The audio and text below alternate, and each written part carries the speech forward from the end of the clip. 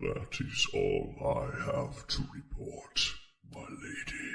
So, you claim that the Patovian prince is not only still alive, but Solyad was keeping hold of him in secret against my judgment and command? I report only what I have seen, my lady. Marth was slaughtered and killed 50 years ago, and I have undeniable proof that supports this. What you have seen is a makeshift pretender who believes he is Marth Solis. I don't know what questionable things Solyad was doing in her lair, but it seems she's created what I would call a doppelganger of the former prince. He looks and acts like him, and even believes he is him, but is no more royalty than a rat. I see. I apologize for my misinformation. You have nothing to apologize for, my faithful servant. You have done well.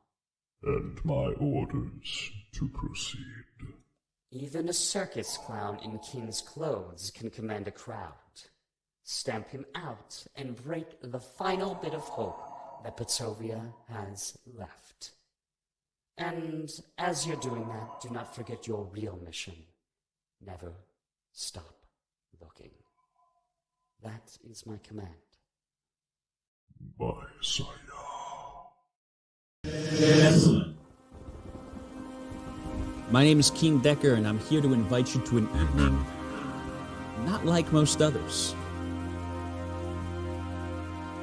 An evening where 4 streamers are pitted up against one another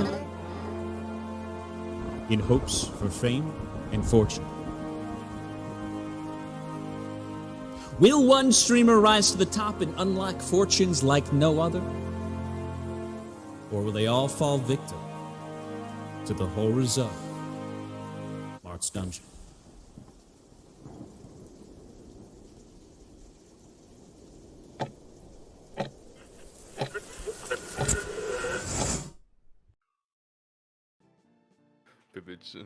Hello, ladies and gentlemen. Oh god, my camera's not. Hello, ladies and gentlemen. Why don't you ever give us a head? Okay, first of all, all right, we're live. it's more fun this way. All right, first of all, I gotta make sure that it is capturing the wrong thing. Give me 1 second, because I don't want you guys to get spoilers while you're watching this. So that's good. Oh wait, my camera's not working. Truly. Thank you for this Professional production. Oh shit. Oh god. Okay, here we go. No, not an Elgato screen link, camera link. Hey, okay, we're good. Everything's working as planned. Oh boy. Hello, ladies and gentlemen. What it do? It's your boy Keith Decker. We're doing some Marth's Dungeon tonight. Hello, my little Dungeoneers. We last left off with kind of the party getting everything settled up in Bilms. Thames picked up a lot of equipment and a lot of materials to start doing some fun little renovations and building. And we kind of are going to start off with look down who got left in the park by Bavelli. He just kind of was brought over to this rock and was told to sit on it and enjoy a sit. And what are you thinking? Are you enjoying yourself? I start like rubbing my neck a little bit. It's just a weird sensation. Some layers of dirt and muck just start like peeling off. Yeah, it's like very itchy. It's one of those itches that once you start itching it, it becomes infinitely more itchy. And as you're kind of just sitting there staring off, there's these 2 kids that came to the park, and they're tossing a wooden disc back and forth to one another, and kind of running back and forth and catching it between them. And the girl's like, "You pass to me." And the boy's like, I don't think so. I think I'm just gonna hold on to it. Trying to be a very cool boy. And look down as they are playing here. You see Penelope slowly but surely enter the park and kind of hide behind a tree and watch the kids play. All right. I'm just gonna watch this whole scene because I was told to enjoy a sit. So I'm just gonna sit here until somebody comes and collects me. Perfect. Oddly Penelope. enough, this is the most comfortable spot I've ever had in my life, but you know. Yeah, this is luxury. Next level, comfort in Bilms, all inside of a park. And Penelope kind of starts getting a little bit more anxious and just kind of like tucks herself behind the tree and resigns herself to the fate that she's not going to really play with these kids. And she starts kind of crying a little bit. Well, that's just sad. And Damn, bro, that sucks.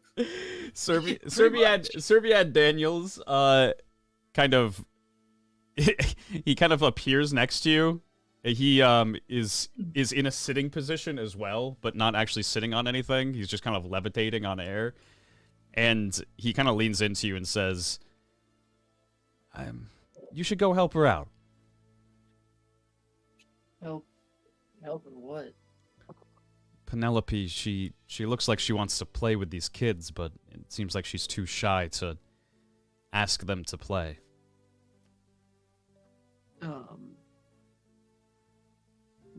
What do you want me to do about that? Maybe introduce her to the kids.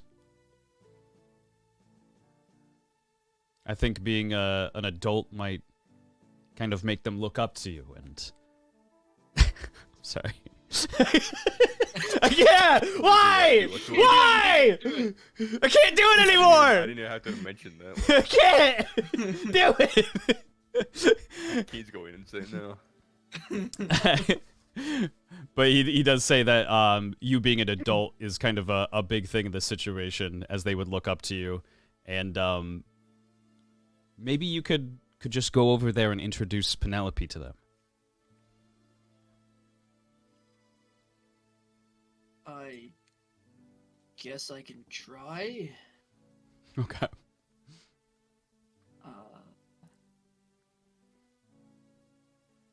I stand up and walk over to Penelope. And Penelope sees you coming, and she like kind of tries to make herself look small, like you probably like assuming that you didn't see her already. She's trying to hide from you. Actually, Follow. Follow? And then I turn and start walking towards the other kid. Perfect. Penelope follows behind you.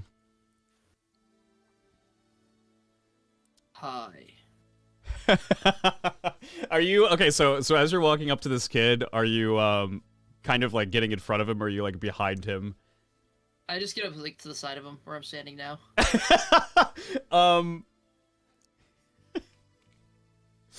Perfect. This is your idea. You walk up to the kid and get to his side, and you say hi, and he looks over to you, and the frisbee gets thrown, and it kind of bops him in the head, and he goes, ow!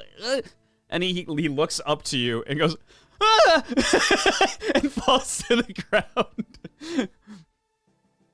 I just simply go, this pen, you play.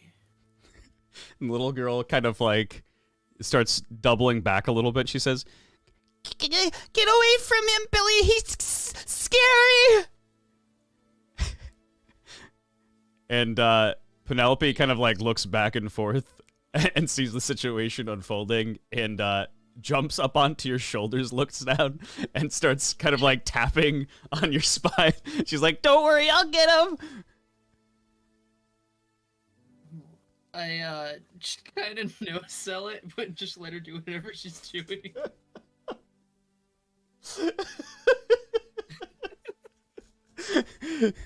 And the two kids kind of like, instead of being extremely scared now, kind of just think that this is very strange, and the young boy says, "Come on, let's get out of here. This is weird. We can go play over by my house." I grab the kid before he walks away. Oh god. Oh no. Give me a oh boy. Give me a dex check at advantage, and I'm gonna give. Oh, sorry. Actually, I'll give him like Give me a dex check, and I'm gonna give him an agility saving throw at disadvantage. He's not looking at you. He's not really expecting you to grab him. Stay kidnapping. Well, we stay grabbing kids in the park. We love grabbing kids in the field. That's So perfect. you know how we had all those reputation points, right? It's about to get even better. Making for a name for ourselves in Bilms. What'd you roll? 10. Perfect. You grab actually right onto him, like right by the like the back of the neck. He says, "What are you doing? What are you doing?" I kneel down to be at his level.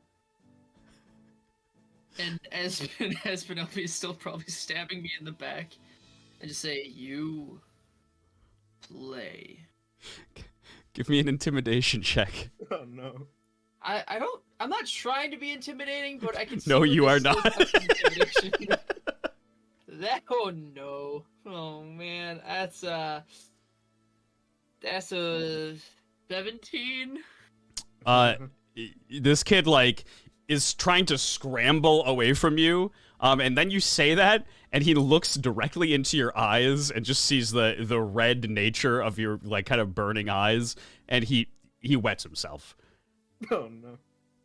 and starts crying, and this little girl runs out of the park and tries to start like hopping over this fence, but she's too small to get over it.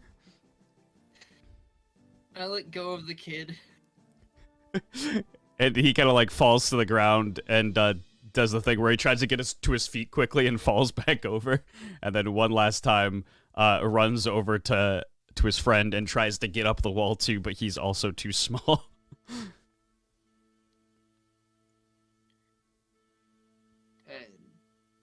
Mm-hmm. Should we help? No. No, it's okay. She kind of just like slides off.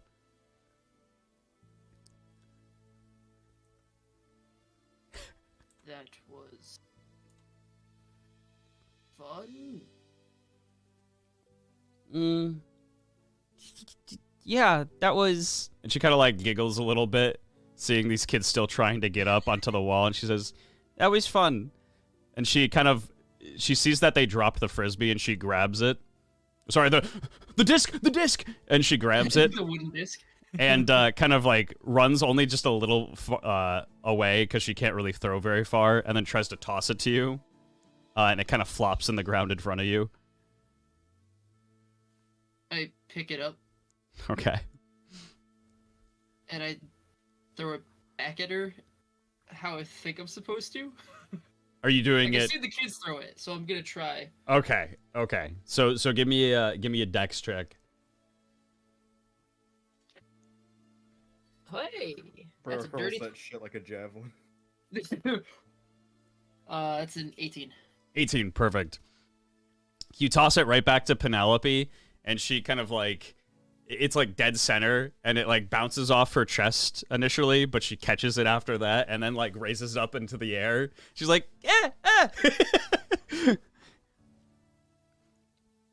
And these kids see that you're just kind of playing frisbee out in the fields, and not chasing them, and they start to actually just approach again. And they say, "Well, you guys are actually pretty good. Don't grab me again, okay?" Okay. And then they go up to Penelope and say, "Hey, you want to play?" And she's just like, Oh no. And like kind of like sits on it for a second, and then she goes, "Yeah," and starts throwing the frisbee to them. Kid's still pissed his pants. I go sit back on my rock. Perfect. Go to sit back on your rock and enjoy a nice sit. And next we go to. I can't believe that worked. That was, you know what? It ended up working, and I'm here for it. A little bit roundabout, but we got there. Yeah, he needs to unpiss his pants, but it is what it is. Get the authorities called on you at in Bilms. Just a couple of old citizens with canes. Just Get out of here. I mean, to be fair, I was the one being kidnapped when we first got here, so, you know. That's true. Officer, you don't understand. I was the kidnappee. I'm just doing what I learned. So Pivot, you kind of start to come to a little bit and wake up, and you wake up to the fresh scent of very sludgy coffee in front of you, and Marth kind of slides it like right under, like next to you. What? Yeah, good morning. I guess you had a long night. Pivot kind of like sits up, like, oh, yes, and he like kind of like straightens his mask so it's properly sitting on his face. Yes, it's it's been quite a night. He like hurriedly takes a sip of the coffee to try and center himself. He's like looking down at all the papers that are just kind of scattered in front of him. Oh, those are the papers, I'm assuming? They were research papers pulled from the institute, from the former archbishop. Ah, good. I found them in his study upstairs. I was beginning to go over them, but seems I passed out mid-read. I know that feeling. I typically pick up a book and fall asleep 5 minutes in. I mean, it's rather unusual for myself. I suppose it's just that much of a long night. We did have a couple of long days, but everything is in order. I believe so. Yes. He's just like kind of looking through the papers, trying to figure out where he left off, and he sees on the floor the paper he was actually reading, so he stoops down to grab it. Excellent. I'm happy that the research didn't go to waste, at the very least. Yes, though, if he's like kind of like glancing over the paper, trying to remember what exactly he read. This first page is mostly just mad religious ramblings about the god of chaos, so I'm not super confident about what this will turn up, but I will read it nonetheless. Yeah, we all know how crazy the Chaos Church can be with their religious zealots. They can ramble on about the craziest things.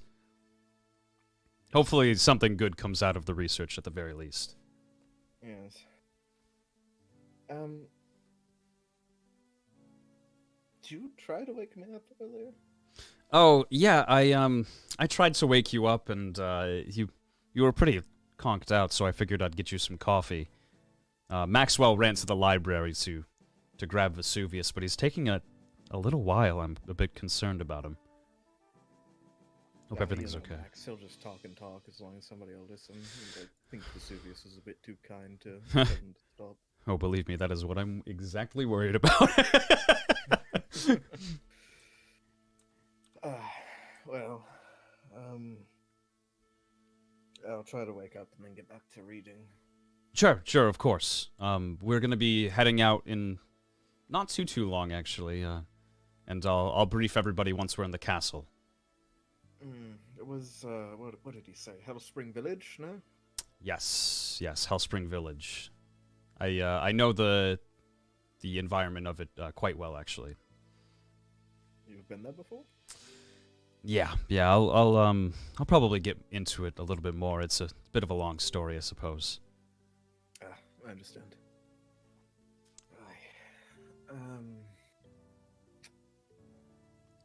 And Marth kind of like awkwardly starts twiddling his thumbs a little bit. He just kind of realizes that he's hovering over you as he's talking to you. So he kind of like takes a seat and says, I'll take a coffee too, please, at your earliest convenience. And Belmont just goes,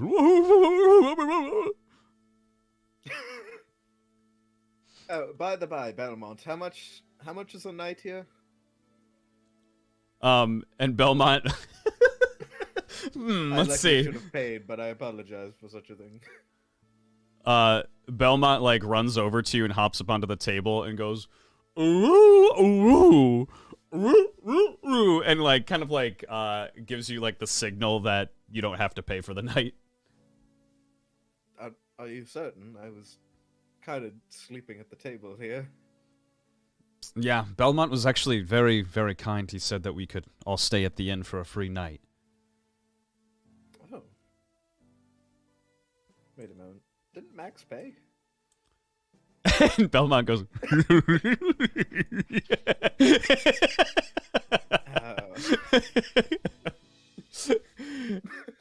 and as Belmont walks away, none other than Alice walks through the doors. Yeah. She looks, you look very, very fresh. It seems that you've gotten a lot of sleep, actually, and you've been up for a little while. Wow. So different than the past couple days. Yeah. A little bit. And Marth kind of turns around and he says, oh, hey, Alice, how are you doing? I'm doing good. Where is... I kinda have something. Something. Could you elaborate for me? Never mind. I forgot. I'm not used to actually being well rested. What is that? That you guys... What's in that cup? It's coffee. Homemade. A fresh Bilms brew. I'm sure you probably have some tea, Belmont? If you want some tea. Do you have tea, Belmont? And Belmont, like, kind of jumps off his bar and looks behind it and starts rummaging through a couple of things and does pull out, like, a bag of leaves that have probably been down there for a while and, like, lifts them up and shakes them. I'm gonna walk It's over. tree leaves. And look at Maple leaves. Let's go. You're gonna inspect them. Okay, give me a nature check. a 2. Oh no. Yeah, you kind of inspect the leaves, and it just kind of seems like they're dried up. It looks like they're to your knowledge probably fine, but like you're not entirely sure how long they've been sitting there. I'll take a coffee. Belmont Leaves. Belmont has never had so many coffee drinkers in his life. He grabs you a cup and brings it over to you. And Take it. perfect. And sit at the table. Over at the table, and as you do, Marth kind of like makes eye contact with you and says, "By the by, I know it's none of my business per se, but where were you last night?"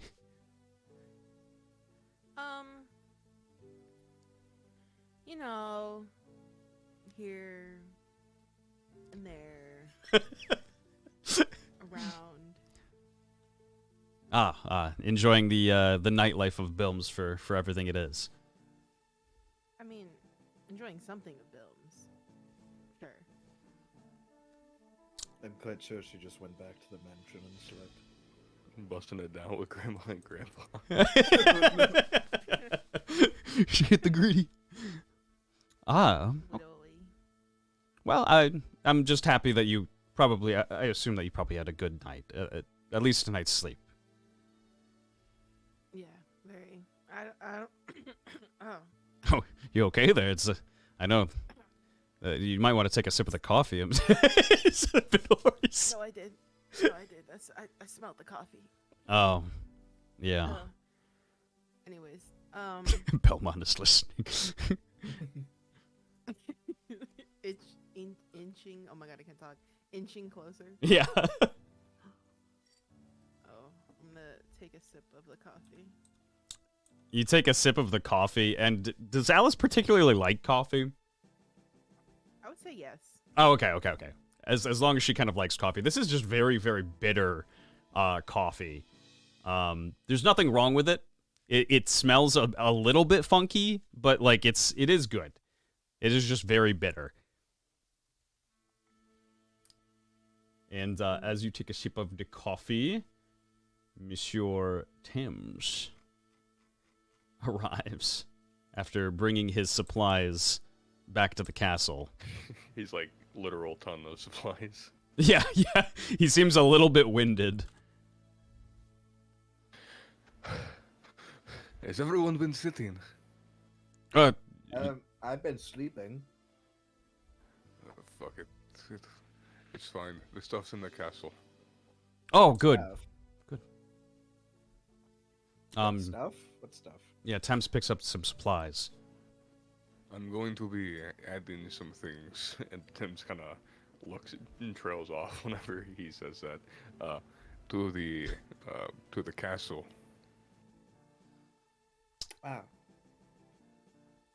You're Definitely a room, yes.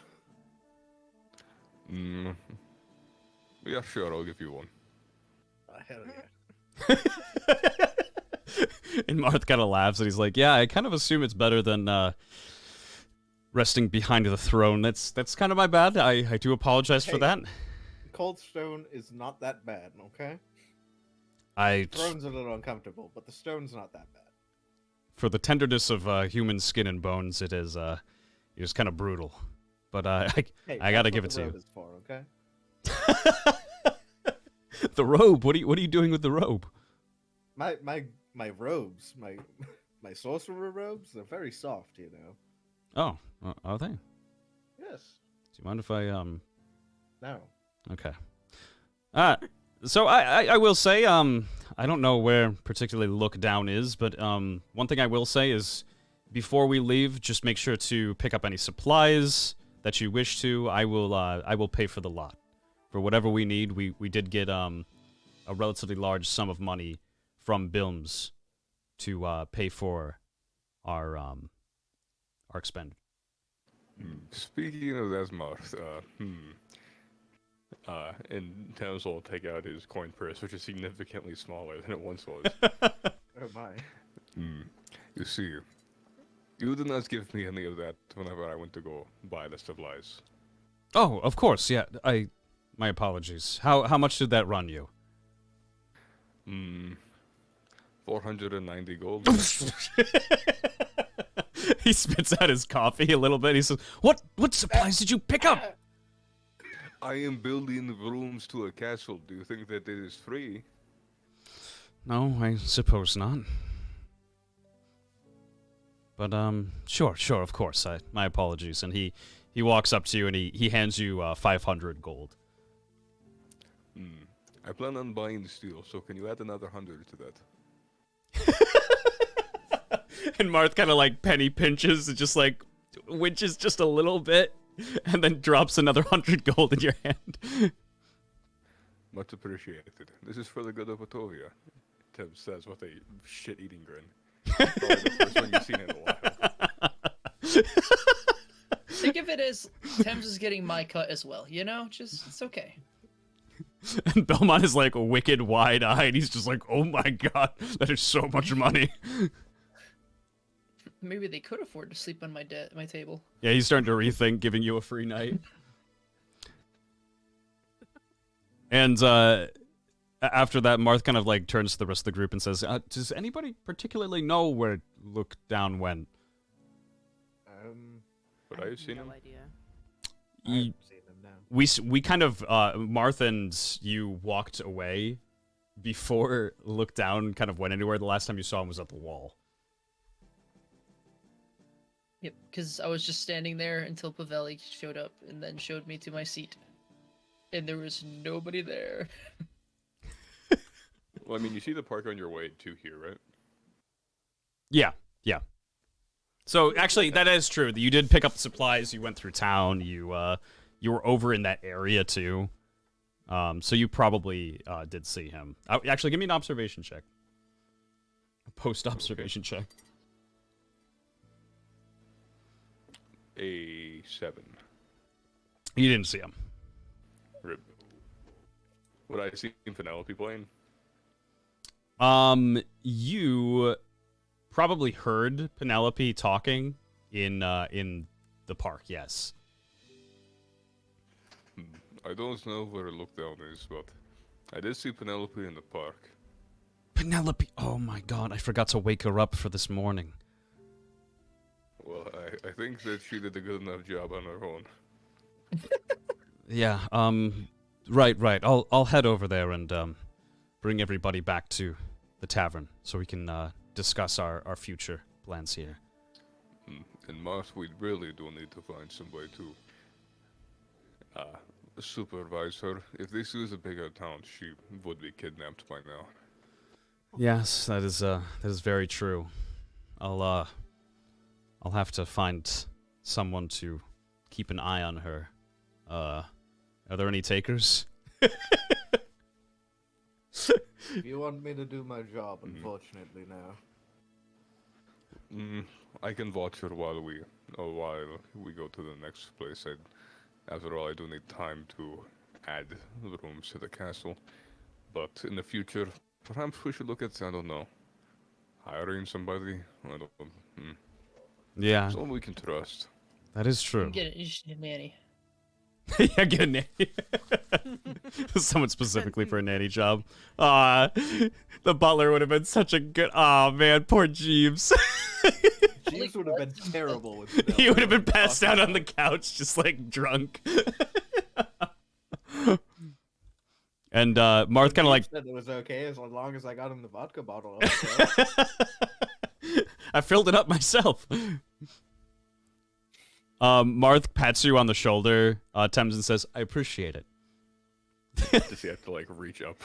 Yeah, he has to, like, reach up to your shoulder. He says, I appreciate it. The 100 gold goes a long way.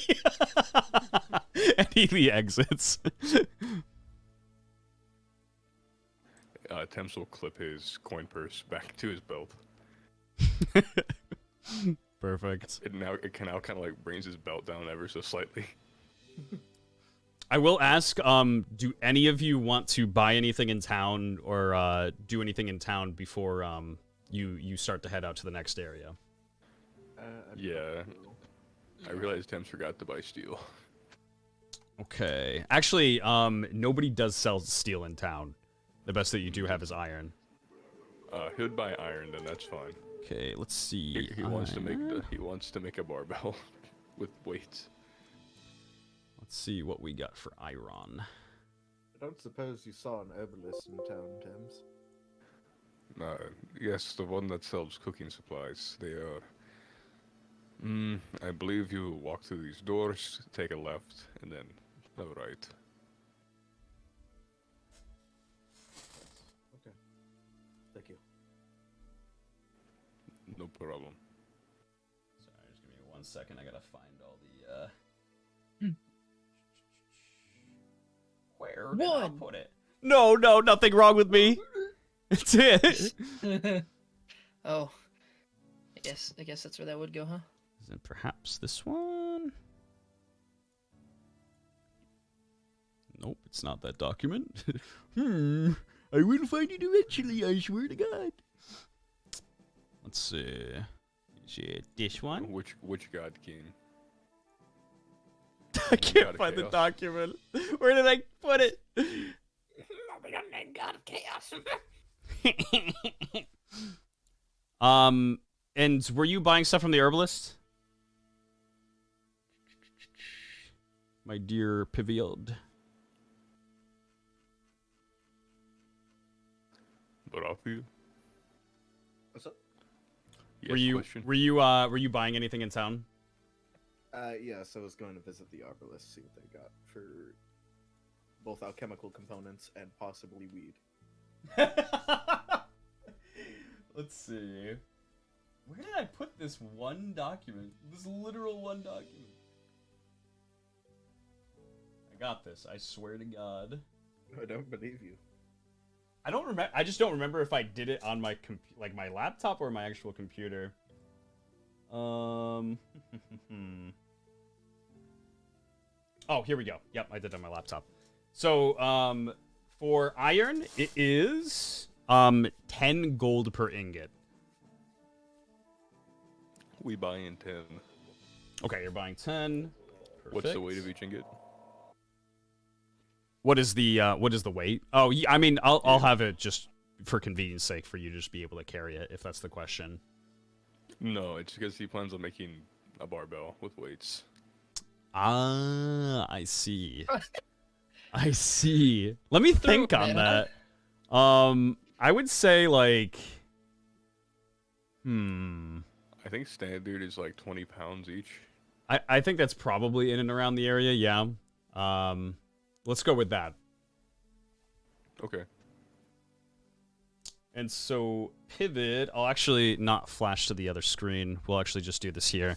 There is a shop in town, Pivot, called Sarah's Quick Fix Outpost. She sells a relaxing agent, an arcane serum, sageweed, and Crimson Sullivan. What's the Crimson Sullivan? Crimson Sullivan restores 1d10 HP and temporarily raises AC by 1 for 2 rounds.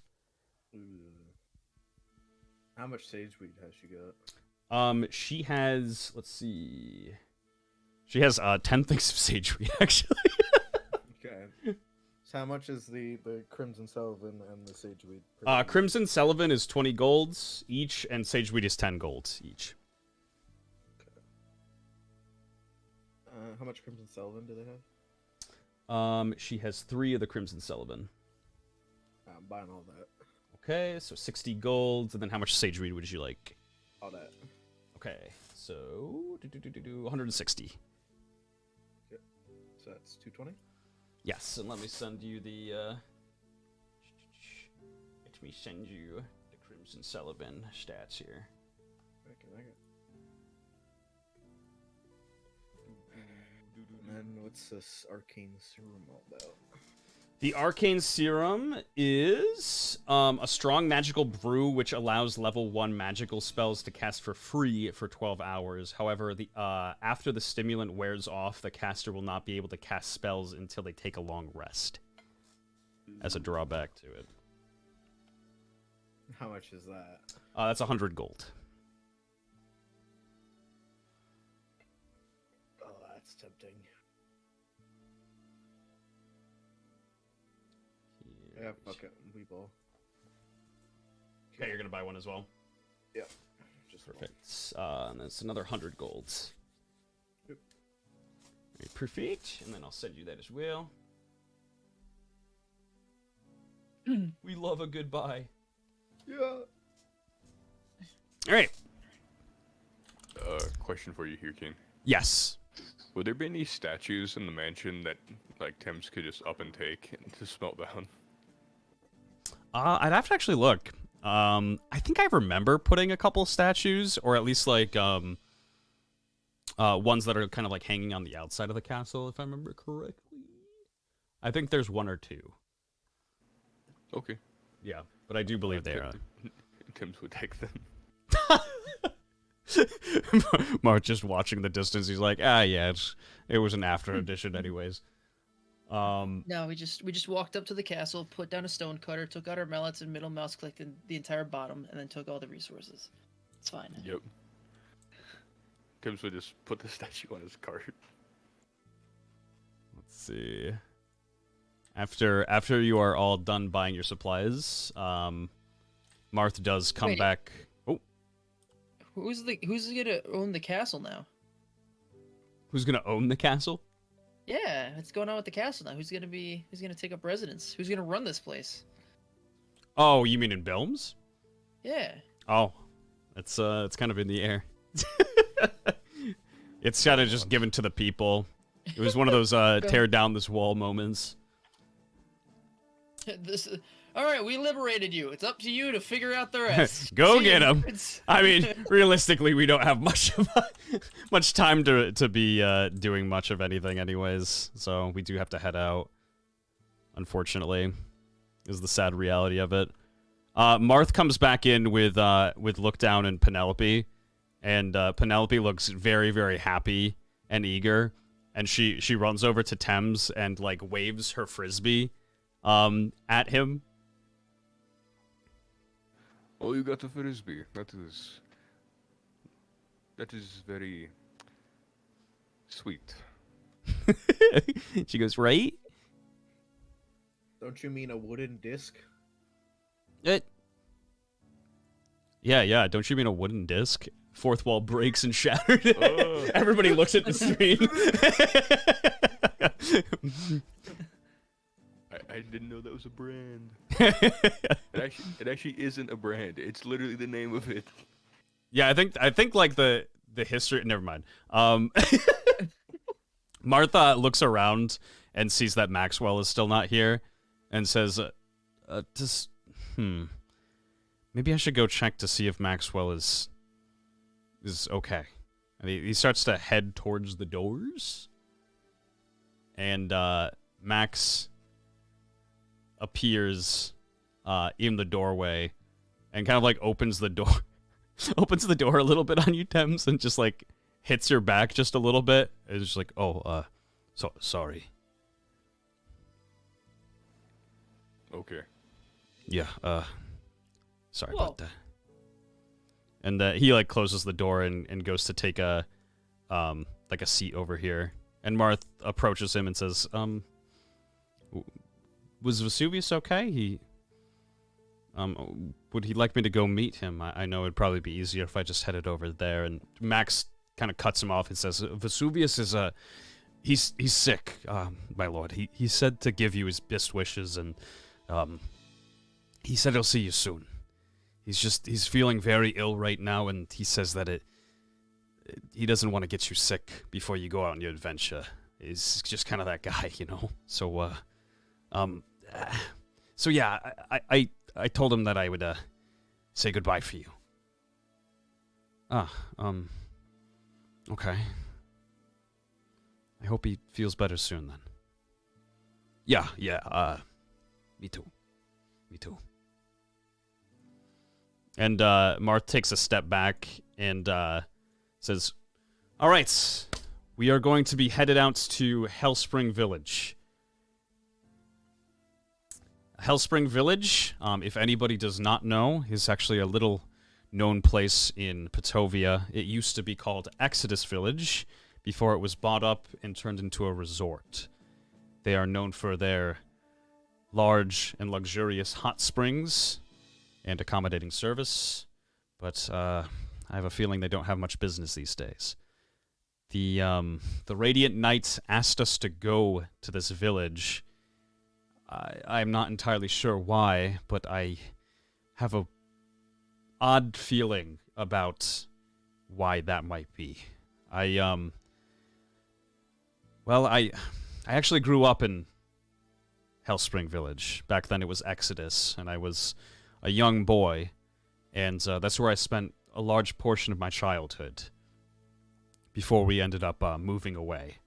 So the fact that the Radiant Knight specifically asked for this location is a bit unsettling to me. If anybody has any questions, I can answer them for you, but I do think that we should proceed to this area with caution. Just get in, get out, and move on, essentially. That's why I do believe it's probably in our best interest. I know Tem said he had some renovations to do in the castle. And Maxwell, you are a bit slow. So I think having you two stay behind is probably our best option.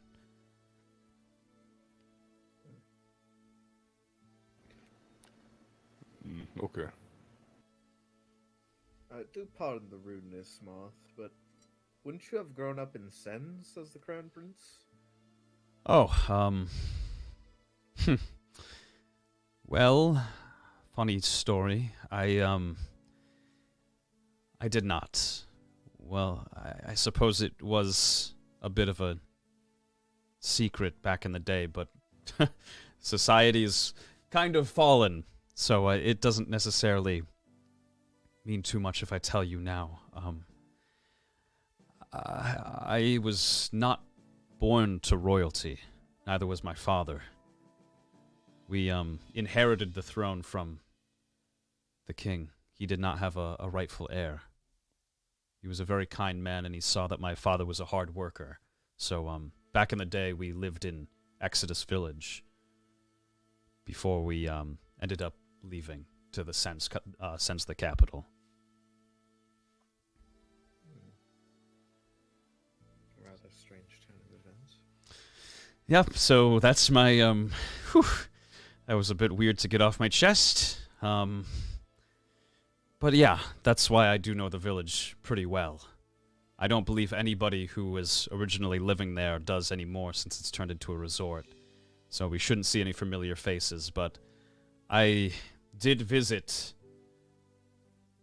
Hellspring for a little bit back in the day before I went into my coma, and well, let's just say I will be seeing my house in its proper shape once more.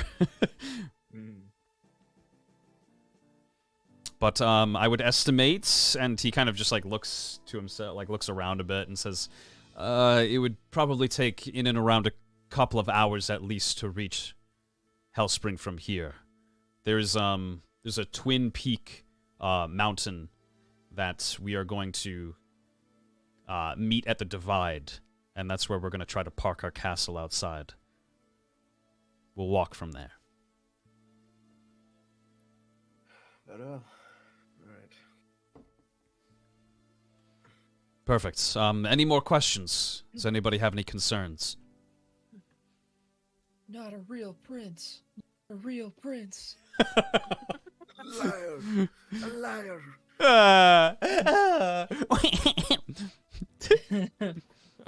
I suppose out of character, would Tim's have been able to get that statue? Because if not, he would go ahead and buy more iron. Get the statue before coming back? I wouldn't say no. Yeah, probably not. Okay, then Tim will say, before we leave, I think I need more iron. I will meet you there. It won't be long. Sure, of course. And it's not too long. long. Like a wooden disc. Do you actually? No. Belmont gets on top of it. I'm just like looking at the tables, like, those are rather circular. Belmont, fetch the tomatoes. We must help Marth. Holy shit. You all Prince. head back into the castle. Where is it? Soliot Castle. Here we are. I don't get yelled at by some what random castle? parent on the way out, do I? Oh, it's not called Solid Castle. No, fortunately enough, the kids were probably too scared to actually go tell their parents about it. I made one of them piss himself, so. Yeah, the parents just kind of wondering why. He made up an excuse. He's gonna have a repressed bully story and make a twit longer about you. No. Tim's about 20 more ingots. 20 more ingots, perfect. Yep. So that is, what was it, 200? Yep, Oh, 200. he'll use his own money for that. Aw, what a guy. He'll use his own money. And so you all walk back into the castle. Thames, you're not too far behind. It only took you a little bit to kind of procure the supplies. And let me get everybody else in here. He walks in just carrying fucking like 600 pounds worth of iron. Yeah, just cracking the stairs as you're going up. Let's see. Marth, where's Maxwell? It's so nice because Marth and Max are right next to each other on the token list. Penelope. There's two Marths. Where? Oh, He's in the Oh. bed. I think there's another Penelope down here too. Doppelgangers. Perfect. Also, I'm not gonna lie, Keen, Not you almost set again. me up to punch a child, and I don't appreciate that. It was gonna be very scary if you had Yeah. reputation Hey, you know how we gone. just earned all this goodwill with Bales? Oh God. Thanks, I don't know that it's wrong to not punch something. Oh, actually, let me just do this because I actually made a map just for this very occasion. Let me open up a separate map here. Where is it? Where is it? Yes, a moving castle. Here we go. Oh god. Woo! Whoa! Oh God, there's gonna be multiples. Oh, he's locked into place. I gotta get him. Space. It's actually horrifying. It's like lagging the map. So Marth kind of takes a seat just outside of the or just before the throne here, and sits on the Jump in ground. water. You jump in the water. Yeah. Okay. You jump in the water, and it feels like there's just like waves kind of splashing in your face as you're kind of rolling down the river. Give me a strength check, quick. Wait a minute. You mean to tell me that this doesn't work like a pool on the back of a car? No, this is a river that's running down, and you're also moving, so like the inertia of the I mean, considering the fact the way the waves Uh, go, and he would be like slammed against the wall to the left. That is true, and the castle is moving in the opposite direction, so I suppose you're fine. Just waddling in the water here. So you do Practicing my swimming. your breaststrokes. I realized that I probably don't know how to swim, seeing as how this is the first time I've been in water. It's just doggy paddling. You're a natural. Tim's Just is trying to figure it out. Screaming, wondering why people keep going in the fucking water. Pivot's also gonna walk over the throne. Excuse me, the throne stone is my seat. It's gonna sit behind it. You say this as Marth is like moving the castle and deeply trying to concentrate, and he's just like, You just take a seat behind the castle or behind the throne. Yep. Would any of you like to do anything with your time here? You do have a couple of hours before you get to your destination. Tim's would make pivot stuff. Perfect. What are you making? My desk. The reinforced leather armor, the hand or like the wrist crossbow, and if he can, the rapier. Yes. Yeah, I think your expert craftsmanship, you should be able to do that. I want to Bust know those what out. happened to my golden toilet. You kind of just walk away from the rest of the group, down to the castle, and you head over to the dungeons, and you open up the curtain that you brought along with you, and your golden toilet is sitting right in the corner with toilet Sit paper in and all. my golden toilet. Very sophisticated, like.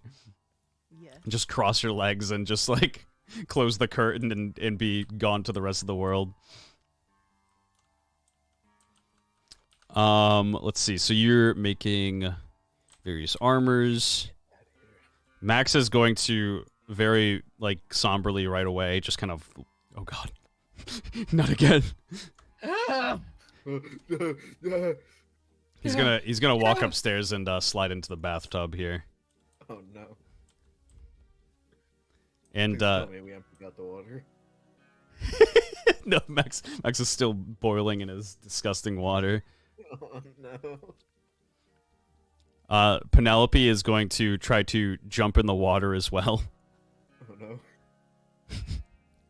And she ends up jumping and kind of just being like, ah! The water is very much so above her head, and she does not know how to swim very well. I see her struggling, and I'll lift her up.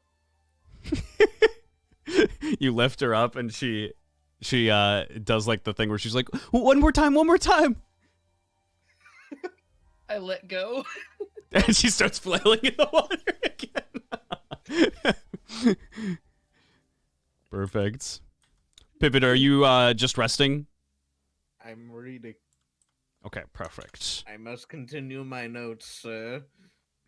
So me and Penelope are just gonna try and learn how to swim together. Yeah, just learn. Each other. Your swimming proficiency goes up massively. Me and Marth focusing intensely next to the throne, right down the hall. Just splashes everywhere. Look down at Penelope, just fucking going nuts. Also, just as a side, I look down, doesn't say anything, but yes, the armor is fucked up. Oh Didn't you shoot! take it off last time? He repaired it for you. Did he? Yeah. I think he Yeah, did remember ask for it. Yeah. He threw it in the repair pile because you took it off and just handed it to him. Okay. So, Pivot, you open up your notes again and kind of get them all in order once more, and you pick up from where you left off. From where you kind of left off, you saw that he had seen something in the riverbanks itself, and he went to go investigate what it was. And it continues. A blistering pain pulsed through the back of my skull, and I blacked out. I don't know if it was fate or luck that I didn't reach that glowing object, but all I know is it changed my life for the better. I awoke on the riverbanks a couple hours later. When I looked around the waters, there was no sign of the bright light. Only hundreds of boats and fishermen reaping the rewards of their diligence. It was too late for me to start fishing now. All the best game was already gone. I'd be lucky to catch anything if I had stayed. The only reasonable course of action I had was to return home and tell my father that I was sick and couldn't go to work today. But somehow, by the time I reached the fork in the road to get back to my home, I took a left into the forests of Yotev instead of a right to go back home. I don't know why I did what I did, but I didn't think twice when I had. It was probably considered insane for what I had done, leaving a life of normalcy to walk into, at the time, the most dangerous forest in Mykolaiv. However, those thoughts didn't cross my mind. I know for a fact several hungry Herbetians observed me walking into the forest with nothing on me other than a fishing rod, but for some reason, they did not rip me limb from limb. Better that they didn't. I had God on my side. For months, I scavenged for survival. I knew fishing better than any other angler out there. But it didn't help very much inside the deep-wooded Yotev forests. There were no ponds, no lakes. Hell, there weren't even puddles. Just darkness. Pure, unadulterated darkness. The trees were so thick that not even an arrow from the heavens could pierce its gloom. It took me several months to adjust to the pitch black. Even then, my eyes still had trouble to catch normal movement. Hunting was out of the question. I relied solely on eating mushrooms for sustenance during this time. I must have dropped somewhere around 30 pounds during that time, and I didn't have much weight to spare back then. I worked to my best of the ability to gather and preserve as much food as possible. Skipping meals to add to the surplus was how I lost so much weight in the first place. I had to be prepared for the barren season at whatever cost.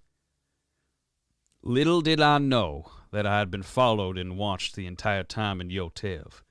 The Herbetians that observed me go into the forest were biding their time until I was too weak and too vulnerable to resist them. In the dead of night, they raided my food supply and left me without food for several days.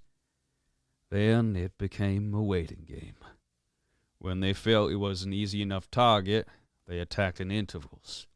Traps I set around myself deterred them for a brief period of time, but it only stalled my inevitable downfall. By the time the Herbetians finally got to me, I could barely move. The leader of the band, Yarim, I don't remember how they introduced themselves. They was ugly as hell, and if I'ma be honest, I was too angry and I tried not to listen to them blather about how the strongest are the only ones to survive, blah, blah, blah.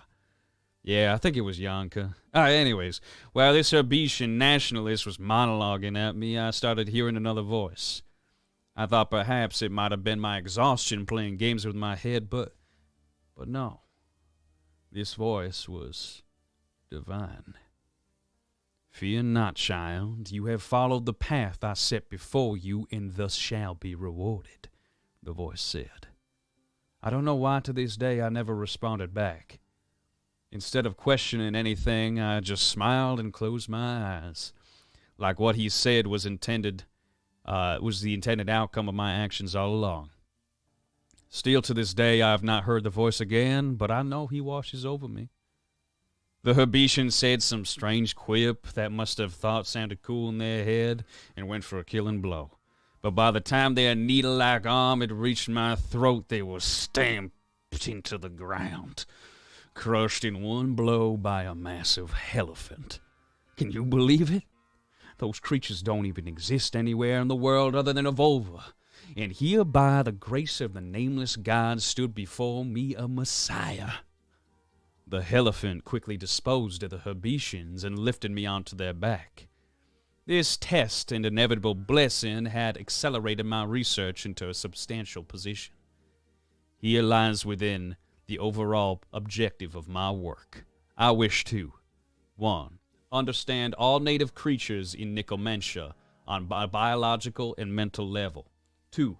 Use this knowledge to train animals to become more useful to the society and my lord. 3. The most ambitious and controversial part of my research, corrective breeding. Through steps 1 and 2, I have gathered an immaculate amount of information to support my objective 3. I feel as if I'm on the cusp of changing the world. Not only can we live in a world more free of disease and mutations, but we can cure the age-old breeding mystery of the failed goblin. Many scientists have determined gene therapy to be therapy of a correction, what they call a genetic disorder. But their one-track mindedness begets failure. Failed goblin history is neither a curse nor a blessing. It isn't a crutch, and it certainly isn't a genetic disorder. I see this phenomena as a neutral occurrence, but also as an opportunity. The ability to have failed goblins reproduce with any species is an incredible boon.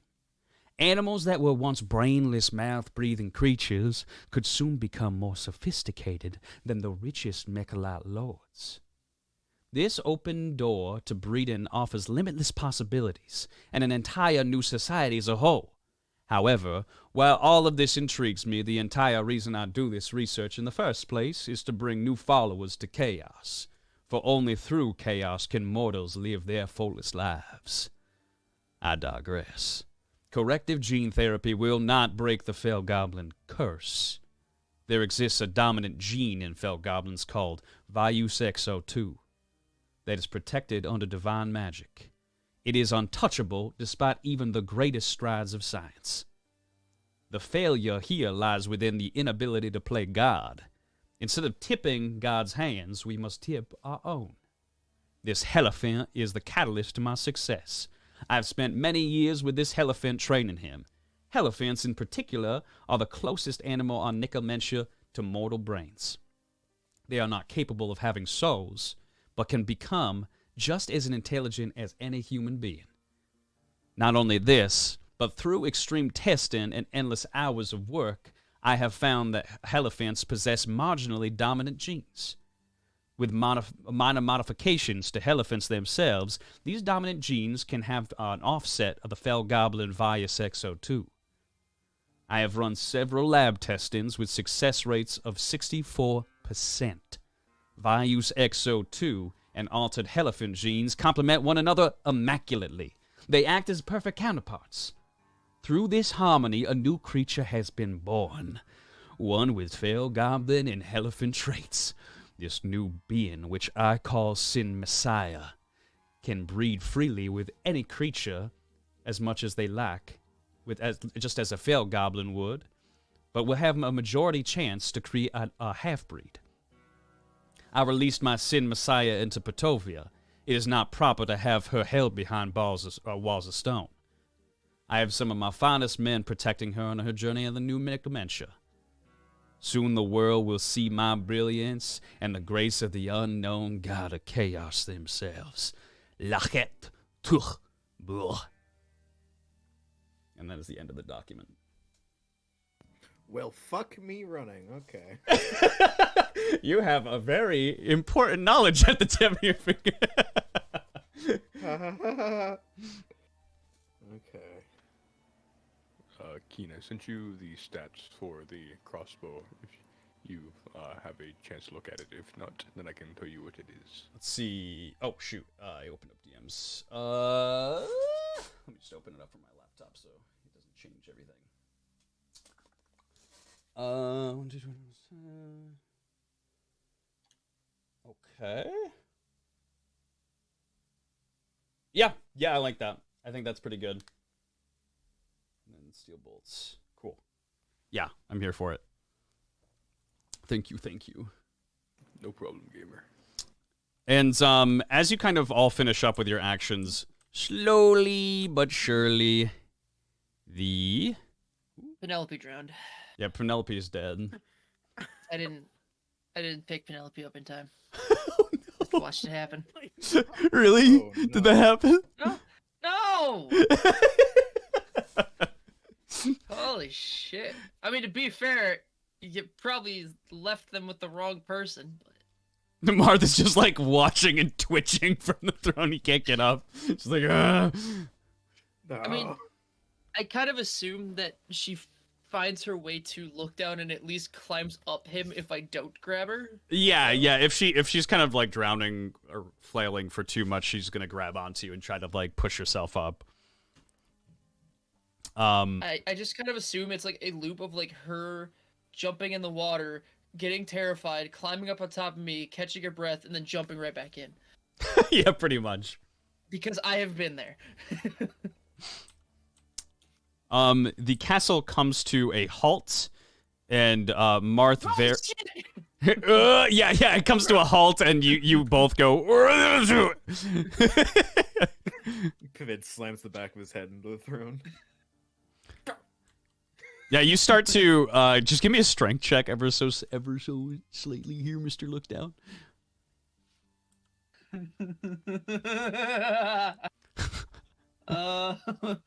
That's a 10 there, good buddy. Ooh. Penelope kind of bonks into you as you kind of like try to brace yourself with your arms out against the sides of the pool.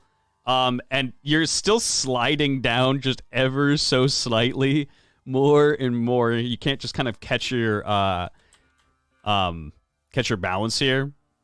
I throw Penelope out if I can. Yeah, you throw Penelope up here. Give me a strength check for that. That's a natural one. Oh no! Okay. Wait. It's either a 1 or a 7. They're right next to each other, but I'm pretty sure it was a 1. And I smacked the desk. Whew. So it's a 3. So yeah, you kind of go to throw Penelope up, but she kind of just dunks back into the water, and you start sliding down more. Martha's going to reach out and try to...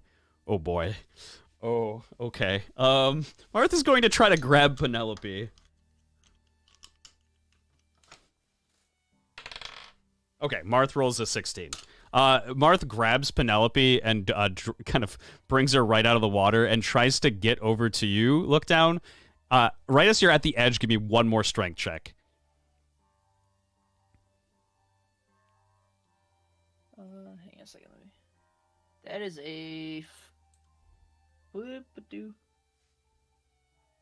13.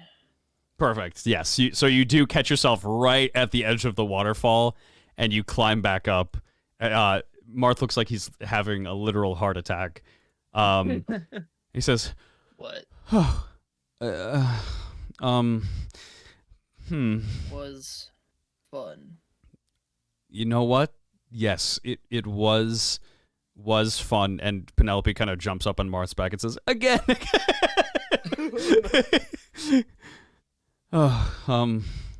Well, we are at the Twin Peak, the mountain. Let me go grab everybody.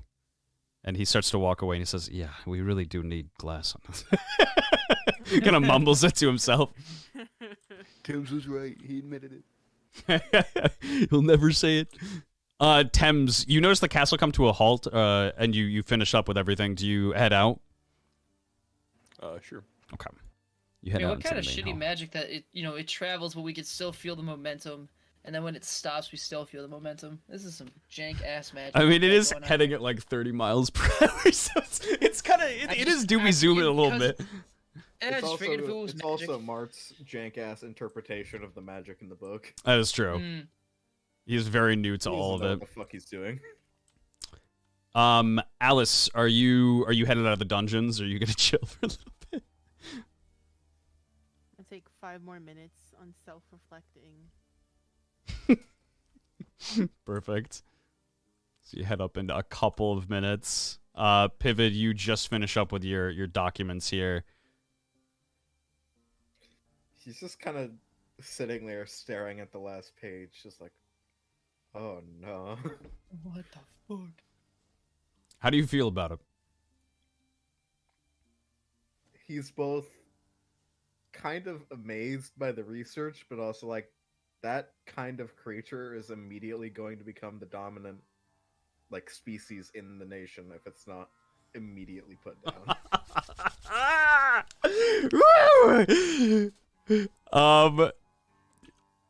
Marth kind of goes over the bridge here and yells up to Max and says, Max, we're here. We're gonna head out in a couple of minutes. Do you need anything before I go? Max doesn't respond. Max, are you okay? Yeah, I'm fine. I'll catch you when you get back. Okay. All right. Thames, I'll leave him in your hands. Use him as you kind of see fit for renovations. No. Right. Right. Oh, there are a couple statues here. I knew it. And Alice, you finally kind of make your way up here Yeah. after a couple of minutes. Yeah. And you walk into the room and Marth says, "Oh, great. Okay, everybody's here. So we are going to head out. And I'll try to navigate you to the best of my ability. It's been a while since I've been here, but it should still be relatively the same. Pivot, are you here with us?" It does not respond. Pivot, are you okay? Let's see. Yep, give it to me. Oh no. It does not respond. Oh boy. Marth kind of just like ever so slightly comes around the corner and says, Pivot, I know that the ride was a bit rocky, but it was the best I could do. Are you What? Huh? Oh, He's like gripping the page very tightly, and he like snaps his head up towards Marth. you all right? Yeah.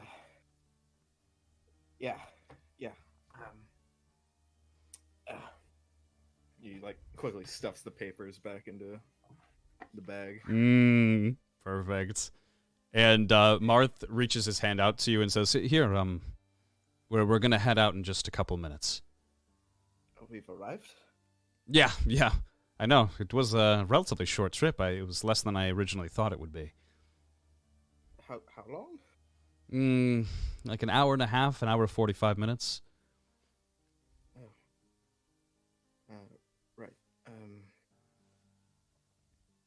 Yeah. I'll kind of just slowly stand up. Perfect. And give me 1 point, Varathia. Yes, sir. Thank you. And everybody heads out into the main hall here. Marth looks over to Penelope and says, "All right, Penelope. You want to try that one more time?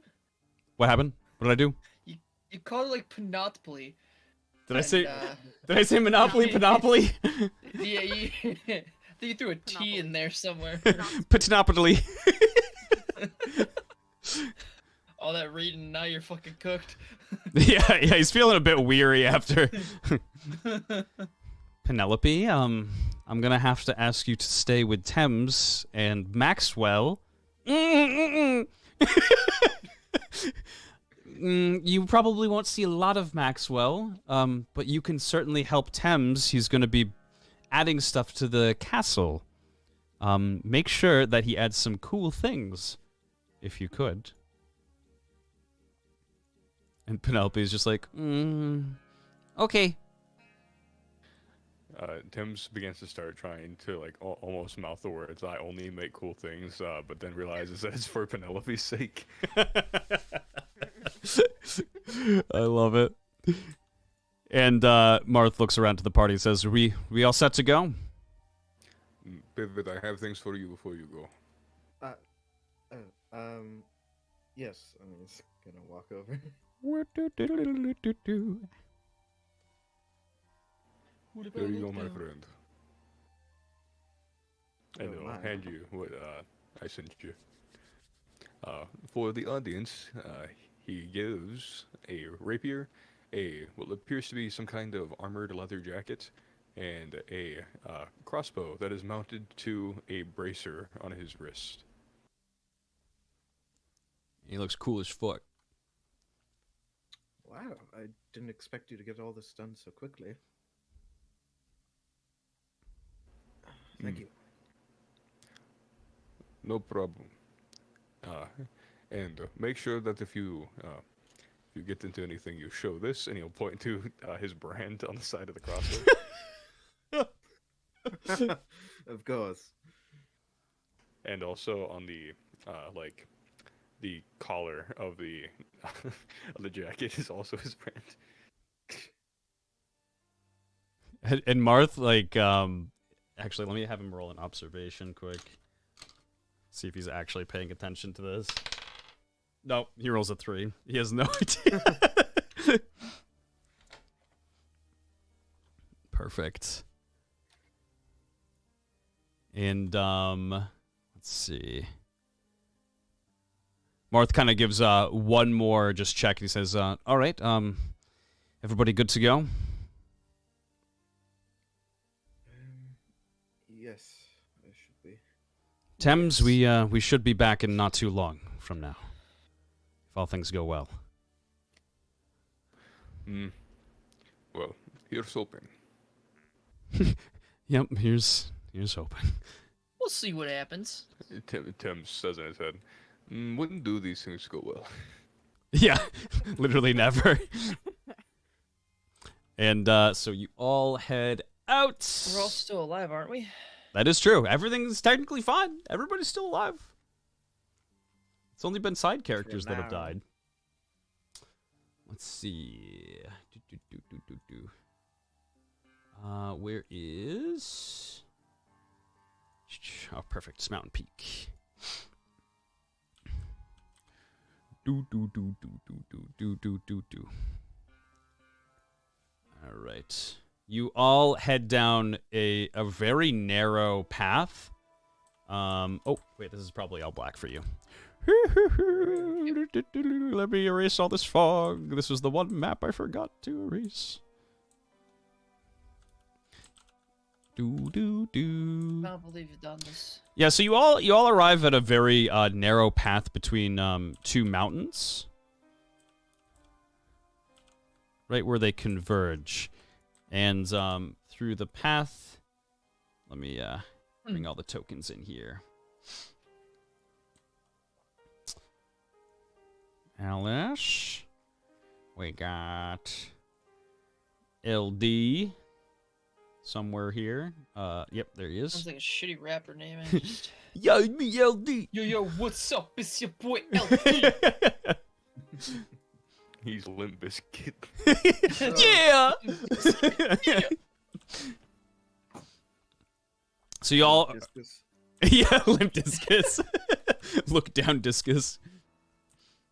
You arrive at this pathway here, and Marth looks to the crew and says, "All right, so there are 2 options we have available to us. There's the main entrance to the village, and a kind of back way into the village. It's through a forest.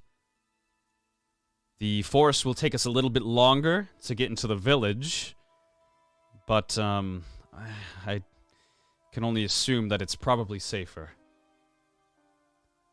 So we kind of lay low, but we do have the option to go through the main gate as well. What do you think?"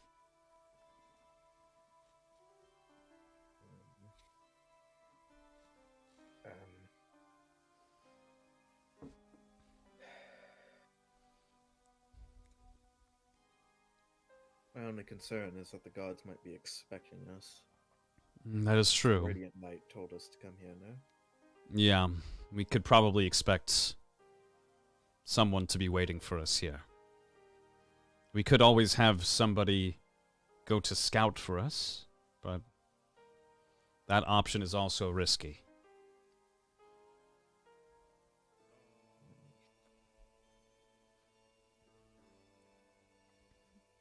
And Marth kind of like look down to Alice. And looking at Wow. the stream. he kind of smiles and he says, "Alice, you're a pretty sneaky individual. I mean that in the best way possible. You just are able to maneuver around very quietly. Would you want to scout, or would you like to stick with the rest of the group?"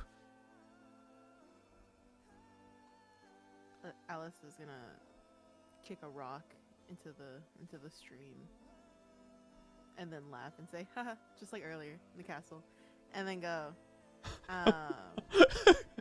and just start walking past everyone ahead and say, "Yeah, sure." Perfect. Were you paying attention when he said what direction to go? No.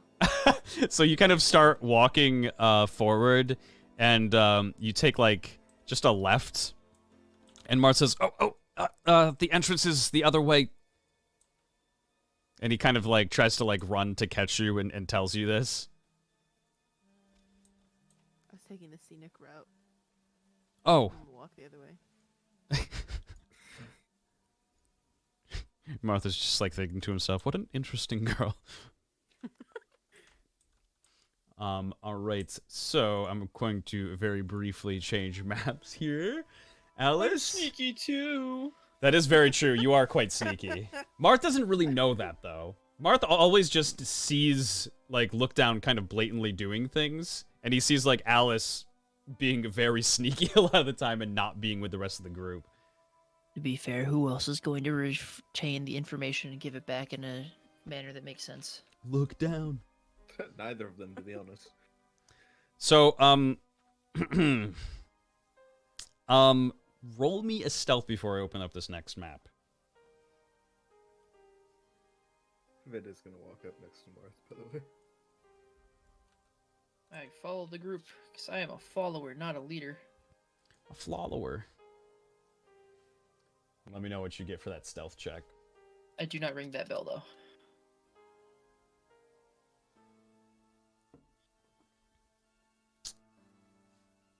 Alice, what did you get for your stealth? I got a. Wait, a 9.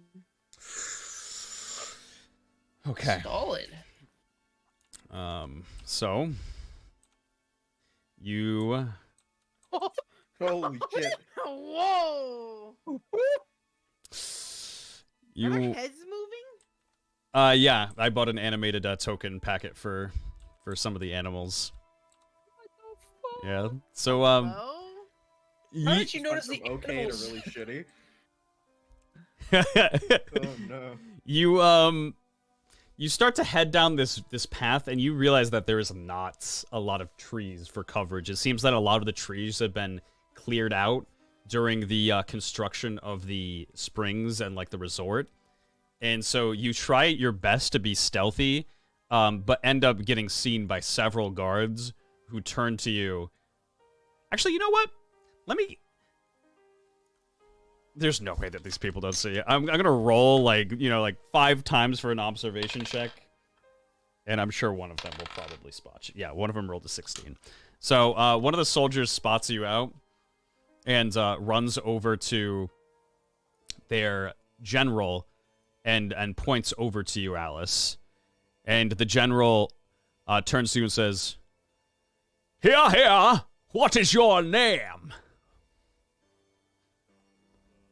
And what business? Come over here." What? I can't. We're too far. And he like kind of he shakes his head. He sits like he walks over to you. "Hello, dear. What business do you have in Bilms?" I'm sorry, not Bilms. I didn't know where. Oh, I'm. We're incredibly back in lost. Bilms. I am really lost then. Make that mistake, Cannon. He's like, wait, hold on. Hold it, And Hillsbury. Where am I? Where am I? Are you the envoy we've been expecting to come here? I am lost. I'll be honest with you. I was following a little bug, and then I look up and you guys are here. Expecting from who? Give me a persuasion check. Please. 15. Okay, let me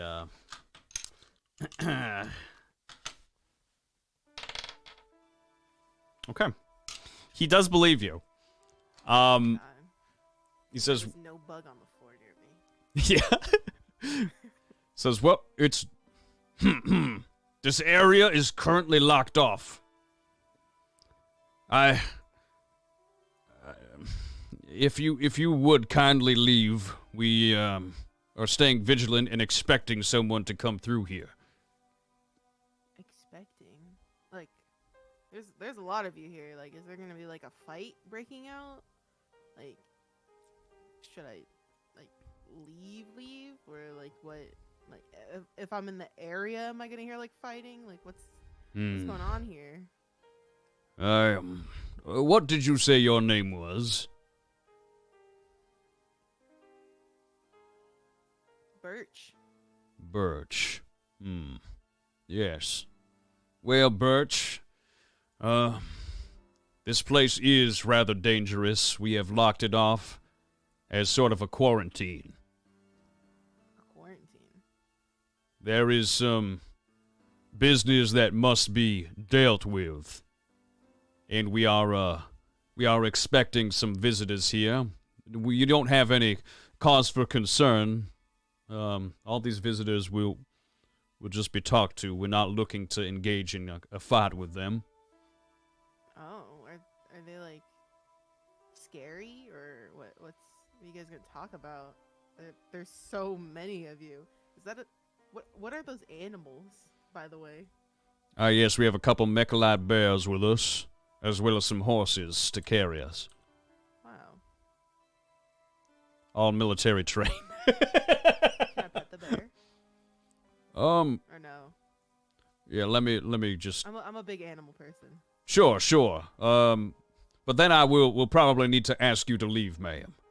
No, yeah, sure, okay. And he walks up to this soldier, who is kind of the trainer for the bear, and points him to, like, get him to sit. And the bear does sit for you. Oh my god. I'm gonna pet the bear. You pet the bear, and it's nice and floofy. Feels very, very nice going through your fingers. And he definitely appreciates it. I love bear. Bears are friend-shaped. I'm so glad they can be friends. Steal the bear. Take bear. Take bear. I'm gonna look in the bear's eyes. You look in the bear's eyes, and it tries to, like, meet eye contact with you for just a little bit, and then, like, looks away.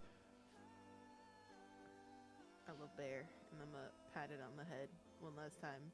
Be like, alright, well, get out of you guys' hair. We appreciate that, Birch. And, if you see anyone along the way, please send them our way, okay? Yeah. Thank you. Absolutely, ma'am. That's my plan already. And, you disappear and head back over to Mountain Peak. Here we are. Head back over to the Mountain Peak. And how are you kind of walking? Are you like running or are you kind of just like casually walking? I'm just casually walking. And you meet it back up with the group here. And Marth says, well, was there anybody there? I pet a bear. You... Oh, nice. What? What do you mean you pet a bear? I pet a bear. There was a bear and its handlers, and there were some horses, but I don't really care for horses all that much. I care more for the bear. Oh. But it was a very nice bear. They were trained. Were these just regular people of the village, or...? Oh, no. There was like 20, 25 soldiers waiting there up ahead. Oh. Yeah, they're expecting us. Ah, okay. The back path it is, I think. Yeah. He said that there wasn't supposed to be any fight of any sort. He just kind of said that they were put there to talk to the people that they were going to meet. I have no idea. I was half listening. I just saw the bear and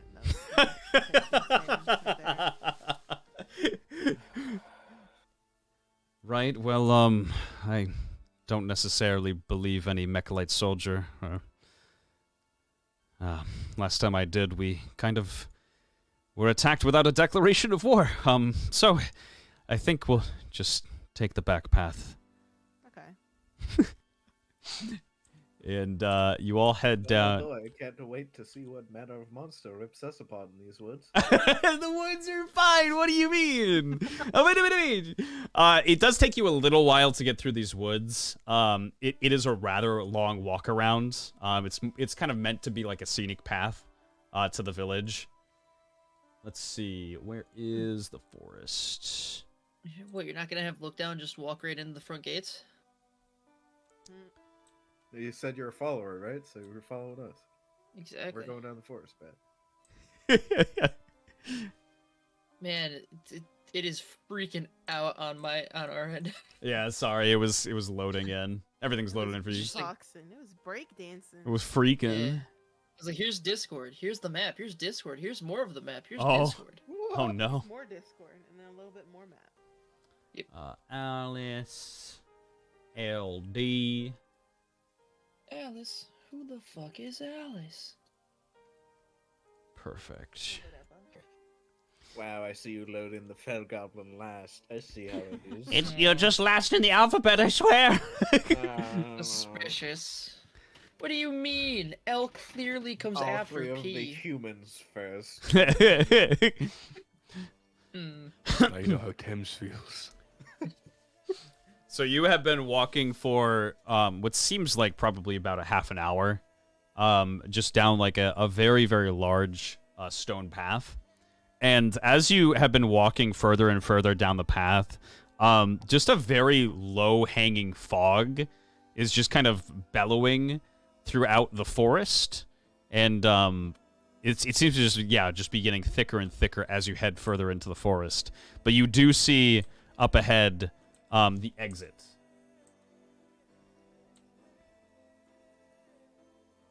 And Marth says, well, we're pretty close. I think that's the exit right up there. Can't say I much like the look of these fog. Yeah, it is a bit strange. It doesn't feel entirely, I don't know, natural? Can I do an Arcana check? Sure. Yeah, go for it. Nope. That is a solid 6. Unfortunately, it does not really, you can't really tell one way or another.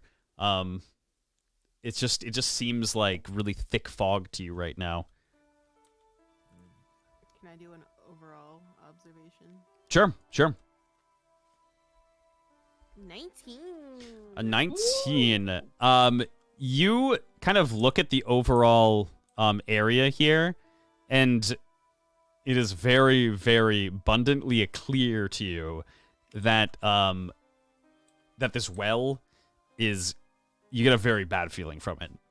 It does not it does not sit very well for you in the pit of your stomach. Ha ha ha ha ha ha ha ha Wah, wah, da, da, da, da, da. ha. Funny. Comedy.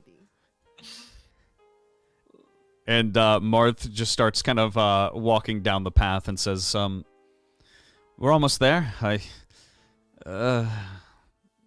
We only have just a little bit further. I follow I'm behind. just gonna load his wrist crossbow. Okay, perfect. You load your crossbow. Alice, what are you up to? Are you following? Yeah, I'm gonna keep my dagger ready Perfect. while staying on the farthest side away from the well. You stay Me and the lurch, huh? relatively far here. And you start heading past the well, and as you just reach ever so slightly past the well, a group of rats, rats, we are the rats, start to come out of the trees Friends. and surround the group.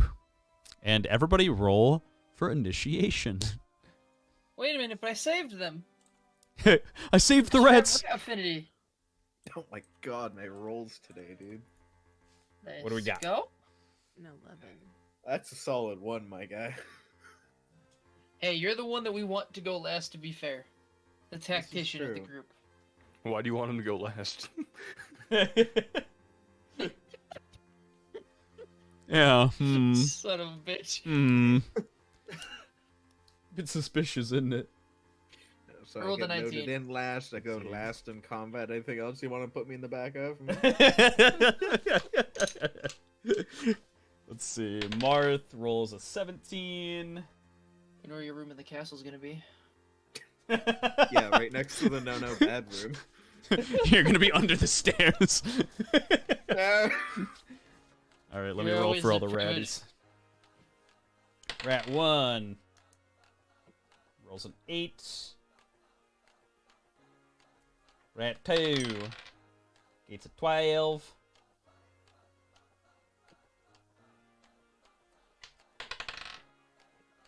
Seven for rat 3. Hey. I really need to compile a friggin' music playlist of Pivot going insane. Playlist for the I was end thinking of the about making a world. Spotify playlist for Look Down. And That'd be sick if we all made a playlist for our characters. Hell yeah. all right, perfect. And then actually, let me just And the label Leslie these goes to rats MCR. quickly. Well, if you want it honesty. Let's see. Rat 1, rat 2, Okay, trust me. 3, 4, and 5. Fuck. I didn't think this through Wait a very minute. well. I should have labeled them beforehand. Don't worry about it. Everything's a-okay. I'll bring it up here. Oh, fuck. Oh, no. Oh, no! I'll just keep it in my mind. Everything's gonna be great. I'm sure I can micromanage this. All right, so Rat 5 here goes first. Rat 5 is going to just has this innate feeling that you've taken one of their kind. Rat 5 is going to run up to Alice Oh no. and attempt to bite you. That is a 10. It doesn't hit. A 10 misses. The rat goes to like bite you, but you just kind of Wait, like, that thing beat me? yeah, it rolled a 20. Fuck. I know. Oh my god. Yeah, he just barely misses you with his bite, and it is Look Down's turn. I immediately lunge at it and stab it with my first strike. That's right, ladies and gentlemen. with the ice dagger, or ice dragon fang. Perfect. Give me a roll to hit.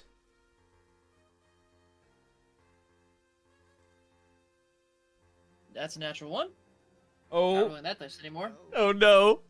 You go to, like, swing at the rat, but it's very, very fast. And it catches you off balance when you go to swing at it very, very aggressively. Like, you go for the home run hit. And it is... I get a second strike. Oh, true, true. Yeah, go ahead and roll for your second attack. There we go. That's a 16. 16 hits. Sweet. Damage. And then, ooh.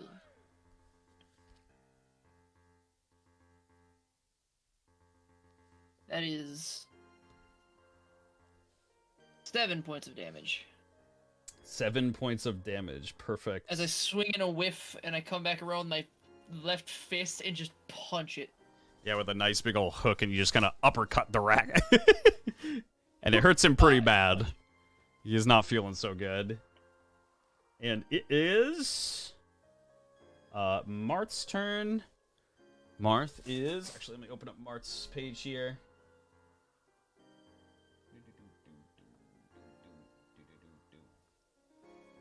Marth is going to attack with his... He's going to run up to this rat, rat 1, and attack with his greatsword. How did he get that? He actually nat 20s. He got it from Thames. He nat 20s. Let me roll for damage. That is... Yeah, this is a pretty strong weapon. You can tell the rapier you made me is fucking busted. Oh, can you roll a d4 Oh. for me, my dearest? Yes. Also, can you roll a con save for the rat? Oh, wait, no, I didn't hit with that. No, Never I mind. was just with the Ignore me. fisty. Ignore me. Shush. I rolled a 3. Give me 3 d4s. Or sorry, 4 Oh, 3D. altogether. 44s.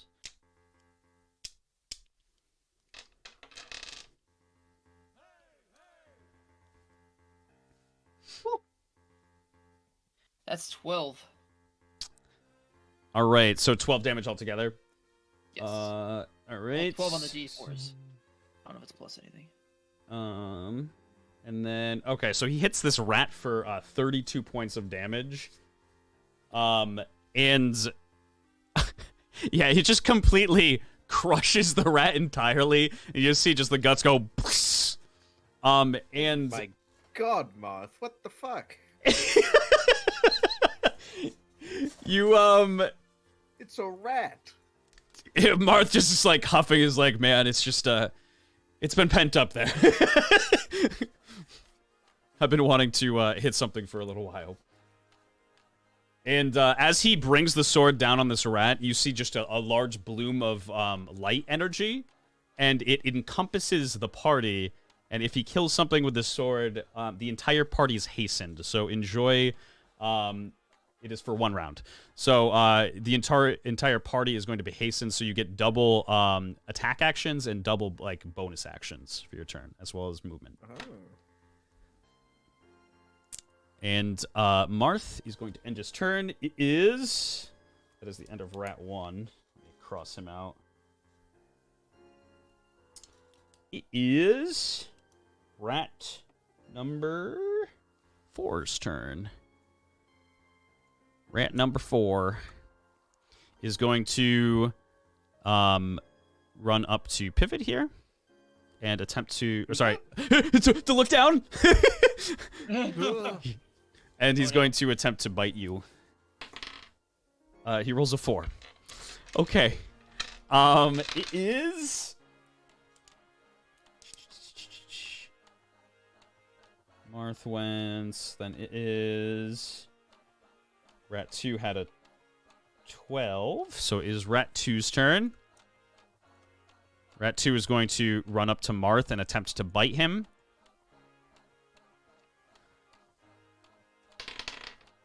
Rolls a 3. Okay, I can see that this is all going very well.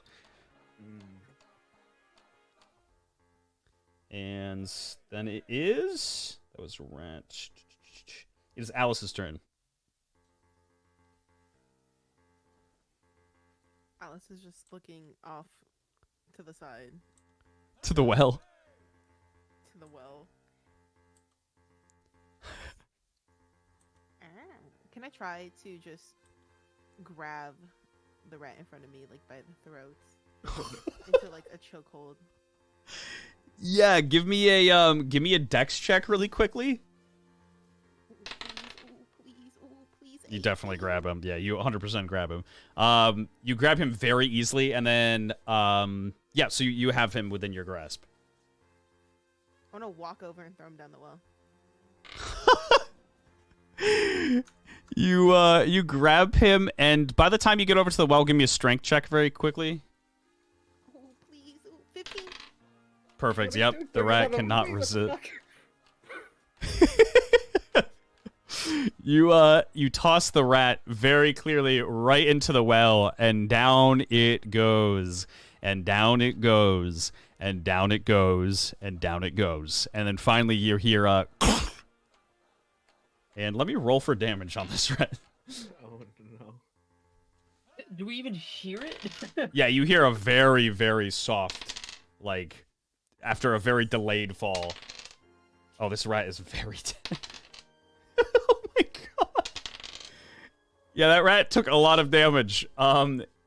You can kind of believe that this rat is 100% dead. Thank God. Thank God Steven isn't here to see that. And it is rat number 3's turn here. Oh, unless actually you have another action. And another movement.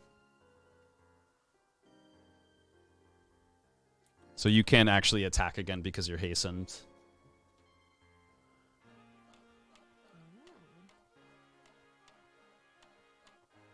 This rat is also dead. Throw him in the pit. Wow. What would you like to do with the rest of your turn?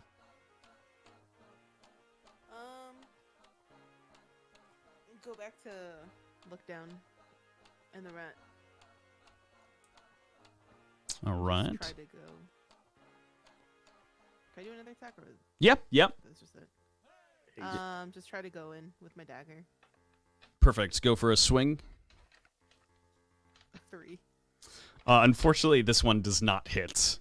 You felt like pretty badass after the first chuck of the rat into the well. And it got you feeling pretty penisy, but you end up kind of swinging right over the rat's head.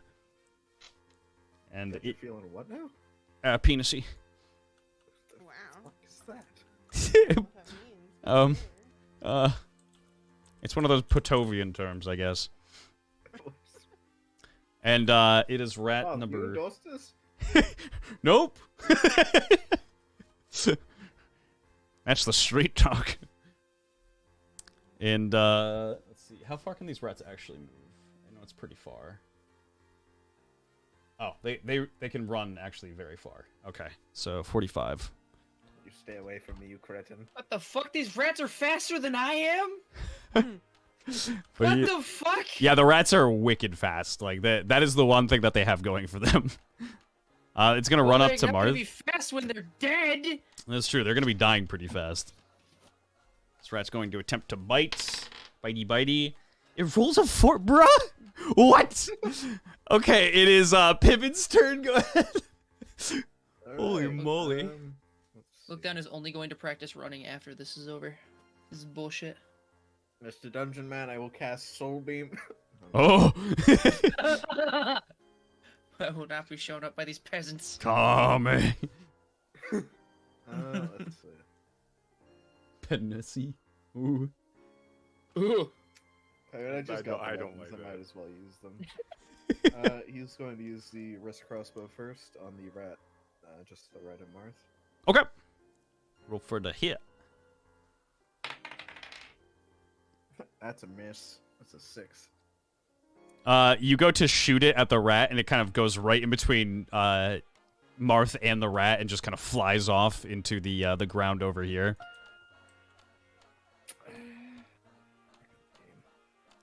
And he's just gonna draw the rapier and attack the same rat. Perfect. You run up to the rat and go for a hit.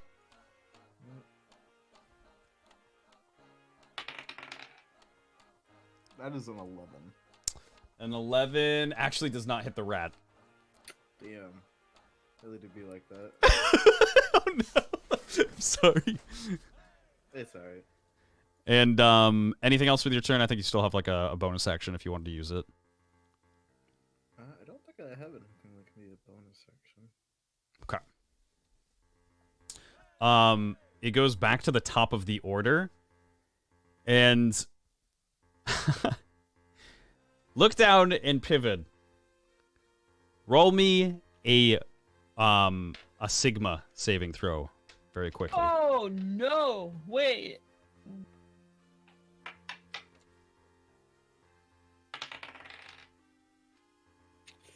Okay, that one's going in dice jail.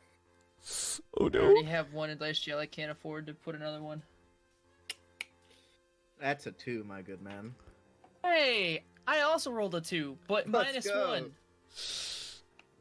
But So minus 1, so I rolled a 1. Not a natural 1. but a 1/1.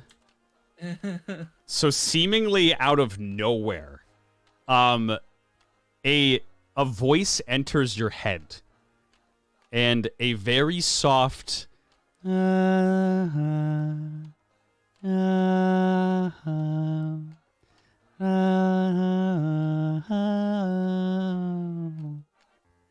just echoes throughout your mind, and you start uncontrollably laughing.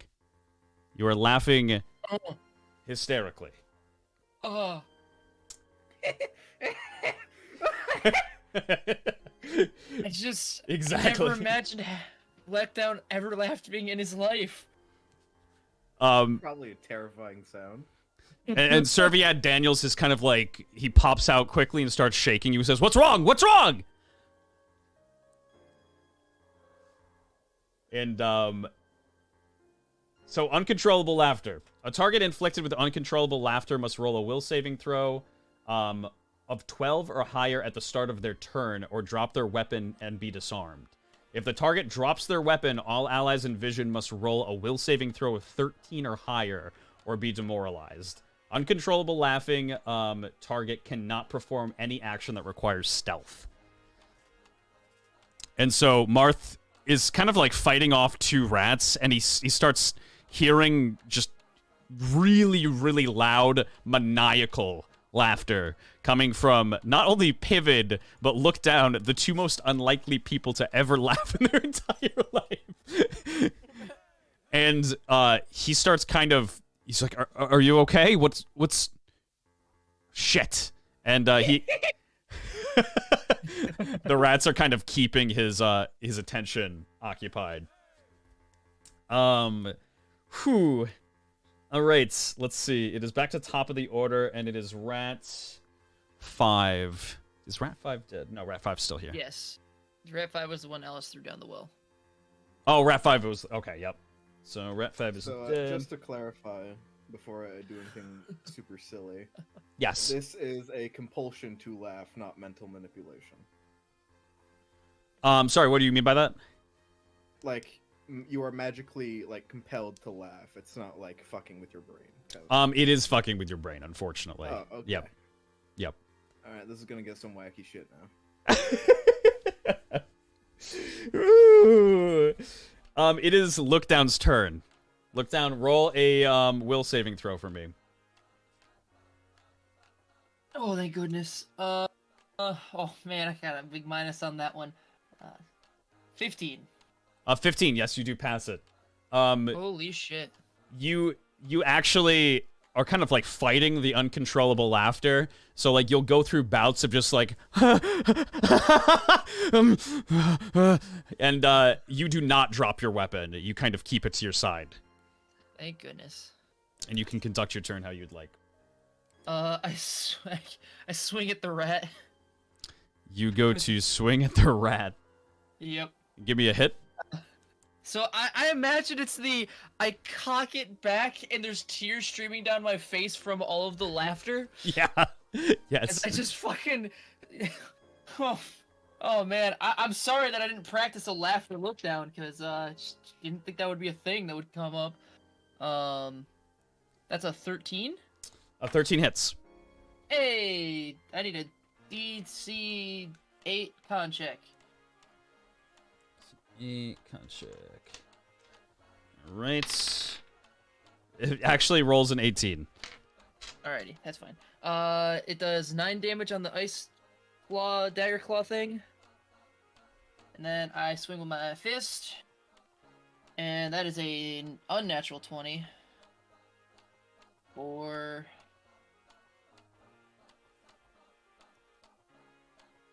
8 damage. So 8 damage from the second attack, was that it? Yeah. Or was that the... Okay. And then what was the first attack's damage? 9. Frost. 8 and 9. So I'm just... Oh shit. It was so loud and chaotic that it cut out in the mic. Holy shit. Yeah, how do you want to murder this rat? I am laughing hysterically, tears streaming down my face, but it's like, they're like, kind of like you can see the teeth as I'm laughing, as I stab the ice fang into its side, and then just, as I rip it out, I pummel down with my left fist into its fucking face, and just like sink my fist into it. Oh god. And it kind of just That's slides off of you. And I continue to just pummel it afterward. Oh god. And like, yeah, Serbia Daniels is just to your side, like aimlessly trying to like stop you from doing this, but you are just like uncontrollably just going at it impulsively. And it is rats. Oh no, that was rat number 4. Thank you. Yeah. See, the problem is, I have to laugh as this guy, but this guy has a lower voice than I do, and I can't laugh low, I'm sorry. Yeah, just give him a hick laugh. Yep. It is Mart's turn, and he is going to... Oh, wait, you do have... I think that you have... you were hastened still, right? Or was it... Hastened. Yeah, because you didn't get your hastened round yet. It stops when it gets back to Marth. So you actually have one more round of attack if you want. You have an attack and a bonus ability. Then I run up and attack the rat. That one, yep. Perfect. Do I get any bonuses for flanking or no? No. Oh, baby, let's go. It's gonna be one of those nights. That's a 19. Oh, God. Okay. Con save. Yep. He passes it with an 11. Only...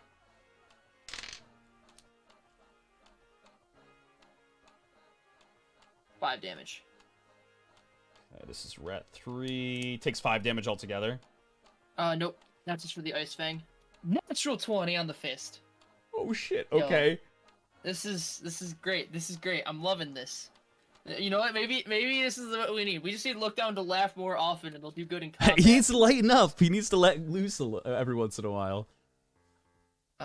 7, 8, 11 damage. 11 times 2, so 22 damage. Oh god. Okay, yeah. How do you want to... What do you want to do to this poor specimen?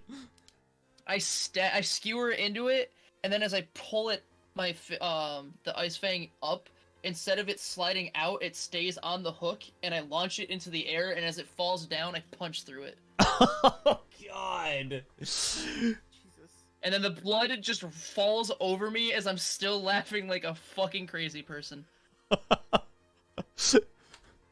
And Alice, you are watching all of this happen, like with a bird's eye view, much more so than Marth. And it was okay. So that was rat 3. So rat 3 is dead. Out of the turn order. Alice is just thinking about the bear. Happy thoughts. Happy thoughts. No thoughts, just bear. No thought, just bear. Friend bear. Holy shit. It is Mart's turn. He is going to swing at the rats. There's a 12, which actually just connects. Give me 4d4 again. You got it. Ooh.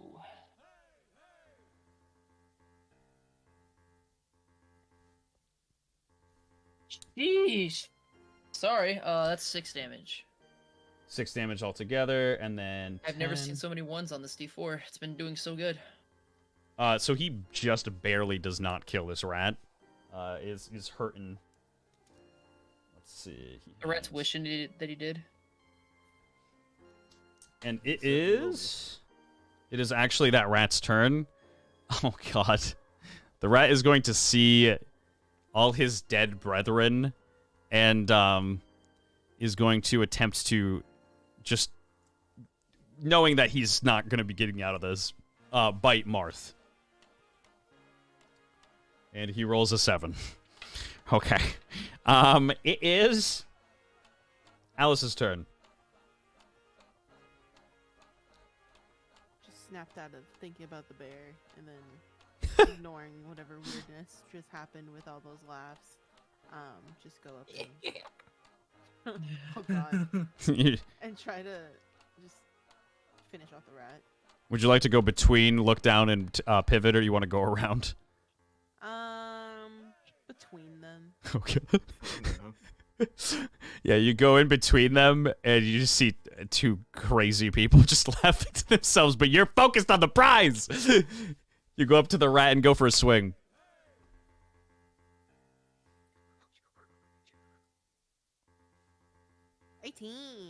18 perfect. You go for a hit, roll for damage. It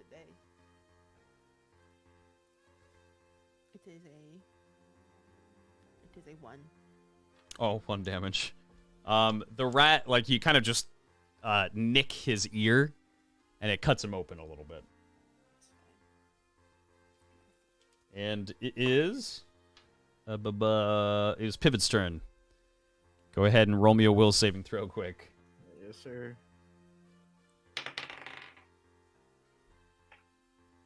What is that? That was a 15. 15, yep, you pass it. So you kind of gain your senses a little bit.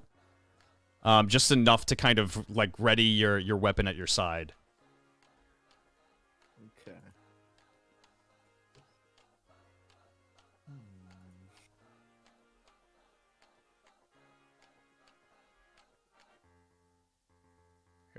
Hey.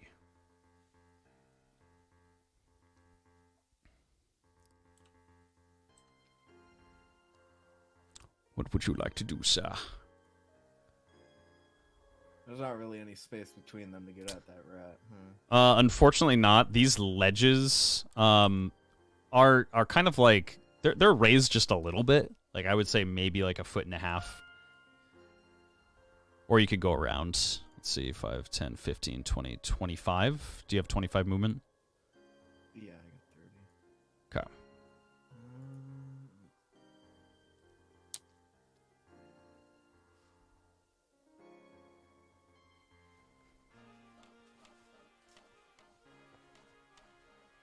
He's not thinking logically, so we'll just take the shortest path, and he's gonna go up around the ledge and try to jump down at it.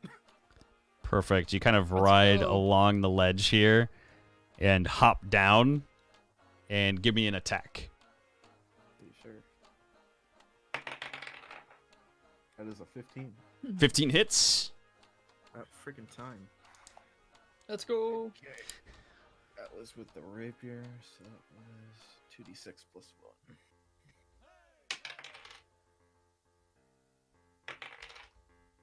That is 7 damage, sir.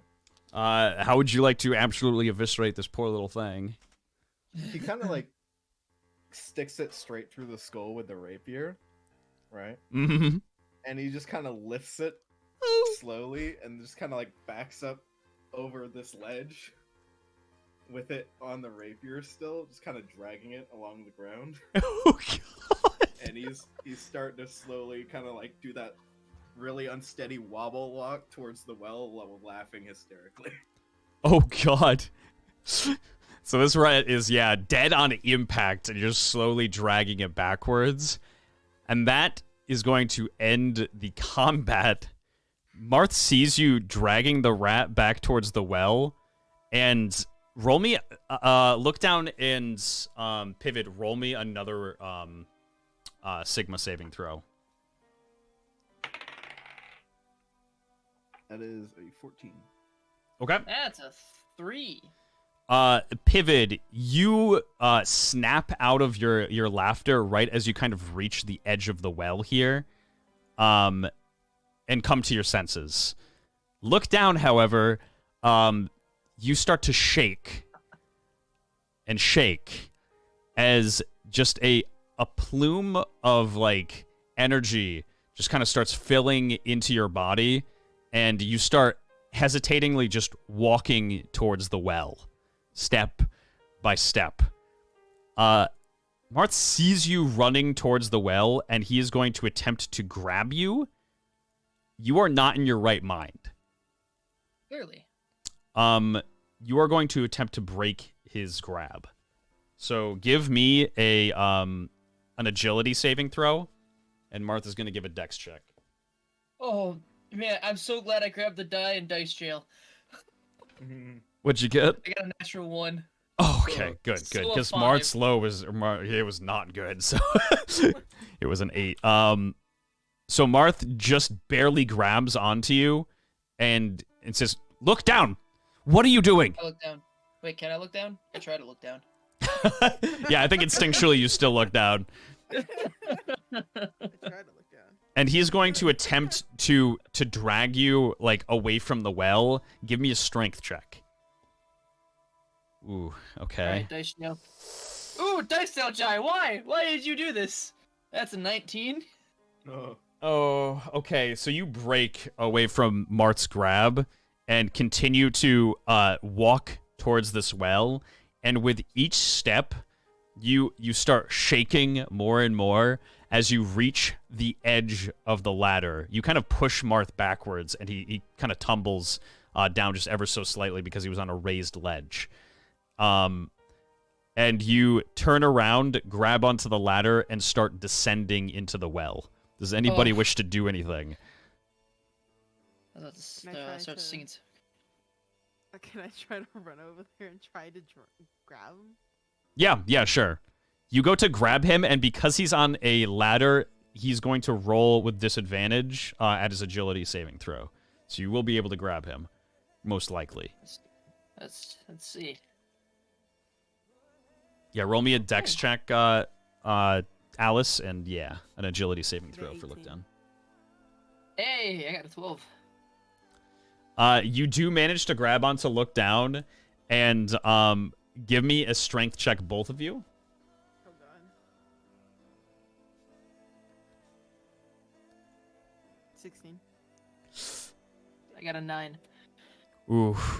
Okay, so just in the nick of time, you catch look down before he goes any further down this ladder, and kind of just with all of your might, pull him back up and grab onto him. Martha is going to run over and restrain him with you.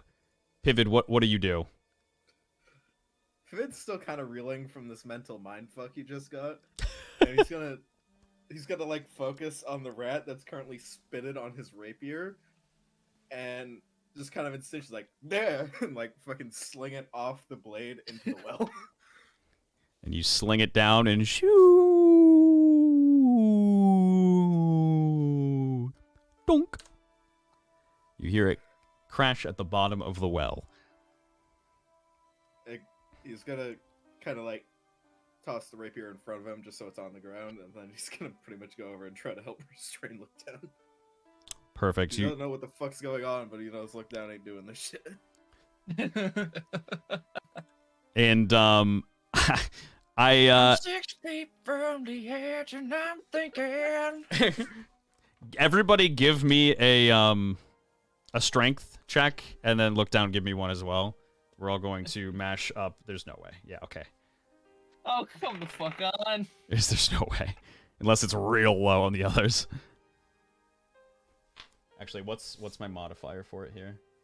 Oh, it's a 0. Okay, so. Please. I think Look Down's gonna win. Please. What did you roll?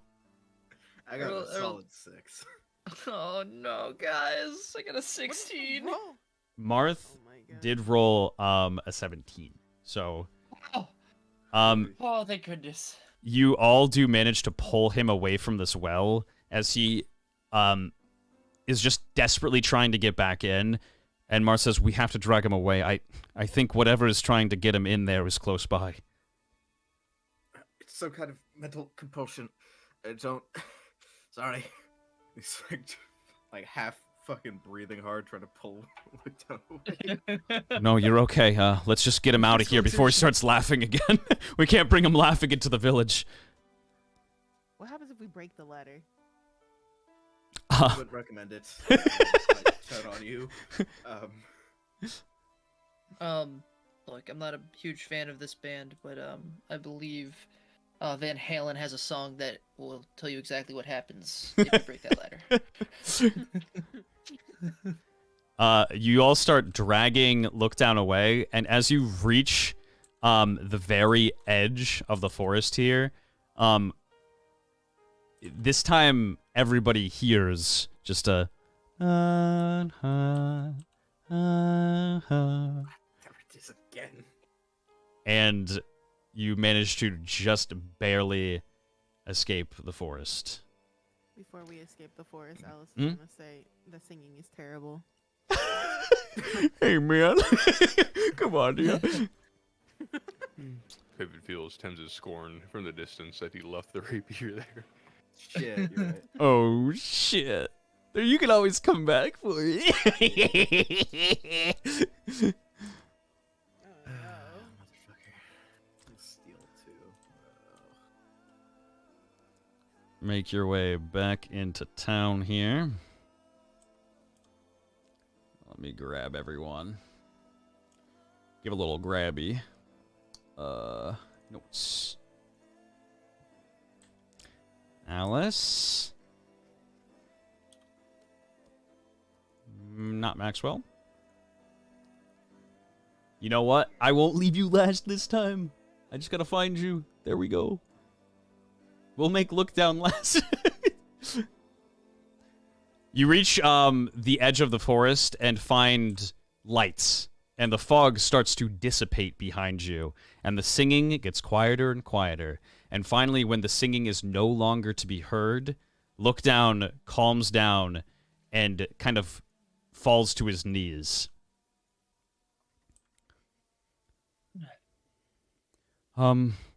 Okay, I guess maybe we'll agree never to do that again. We're never going through fucking forest again, Marth. Fuck you. How was I supposed to know there would be some kind of demonic entity there? There's always a demonic entity somewhere in the forests. Everywhere. Patovia is ridden with monsters right now. You're right. Okay, I'm sorry. Okay. I think our destination, if I had to guess, and he kind of like looks at Hellspring, and as he kind of looks out into Hellspring, all of the springs have dried up. They are not flowing whatsoever. No water is coming through. The U10 River is still flowing as gallantly as ever, but you can see there's no water in the well, even though there's water a little bit right there. There's no water in any of these. We're talking about that water. We need that water. I just stand back up, and my expression just is the same as ever. Yeah, you stand back up, and it seems like the trauma that kind of just hit you is just gone, and you return to your normal state. And Marth looks over to you and says, Are both of you okay? I'm fucking not. I think they're fine. Yeah, Yeah, see? Yeah. nothing new. Well, if you need some time to collect yourself, I look at my body as if I might be missing pieces of me. And surprisingly, much to your surprise, they are all there. You just see a lot of blood on you. Collect what? I'm sorry, what? What? What did you... Do you know what he just said? What? Did you say something? What did you say, Lookdown? Collect what? I'm not entirely sure what the Radiant Knight left for us here, but I'm sure we'll find it in that house down there. Obviously, it wasn't working springs.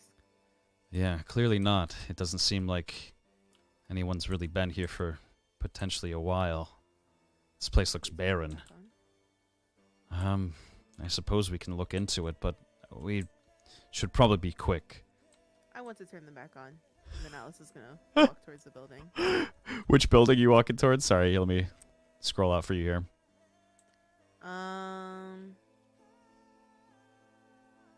Just or scouting ahead, looking at each building, just kind of like glancing at them from the main trail. Are you walking up to these buildings, or are you just kind of observing them? Observing them. Give me an observation. Oh, 8. So kind of what you see, just generally, you see, besides just like the tides of the U10 River coming down through here, you look at the buildings themselves, and these all look like cottages. The only one that seems even slightly different is actually this one. It's in the same design, but it seems to have a couple of modifications to it.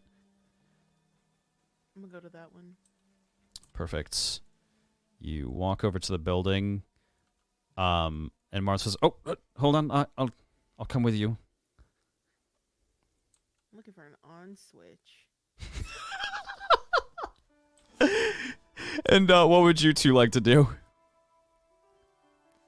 See if there's anything that sticks out of the ordinary. Give me an observation. No. Oh, that's a 7. Never mind. 10. From kind of what you can see, this river over here looks very pretty. You can kind of just ever so slightly spot like little bits and pieces of like coral, just like plant life that you have never really seen before. The river seems to be just a it seems to contain just a lot of life in general.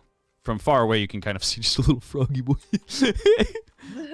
But yeah, it just seems to be like a healthy river, and ever so slightly in the river itself, you see just a faint glowing light. Look down, which draws your attention just ever so slightly. I investigate.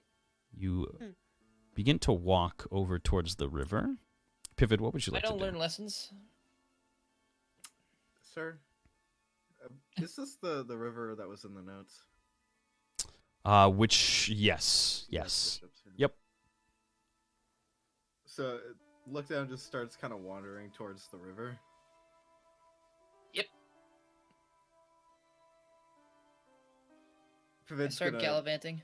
pretty much just sprint over to him and like quickly grab his shoulders. Let's not go that way. Leave the river be. Okay. Let's just stick with the group, please. And Marth kind of like spins around just a little bit and sees that you guys are trailing off, and like nods his head to Pivot. He's like, yeah, please stick close. We don't know what or who is here. And so you gang up with the group here. And Alice, you're the first one to kind of walk up to the house and inspect it. And it looks very much so on the outside, it seems like it's brand new. But as you kind of like peer through the windows, it seems like this house has kind of been frozen in time.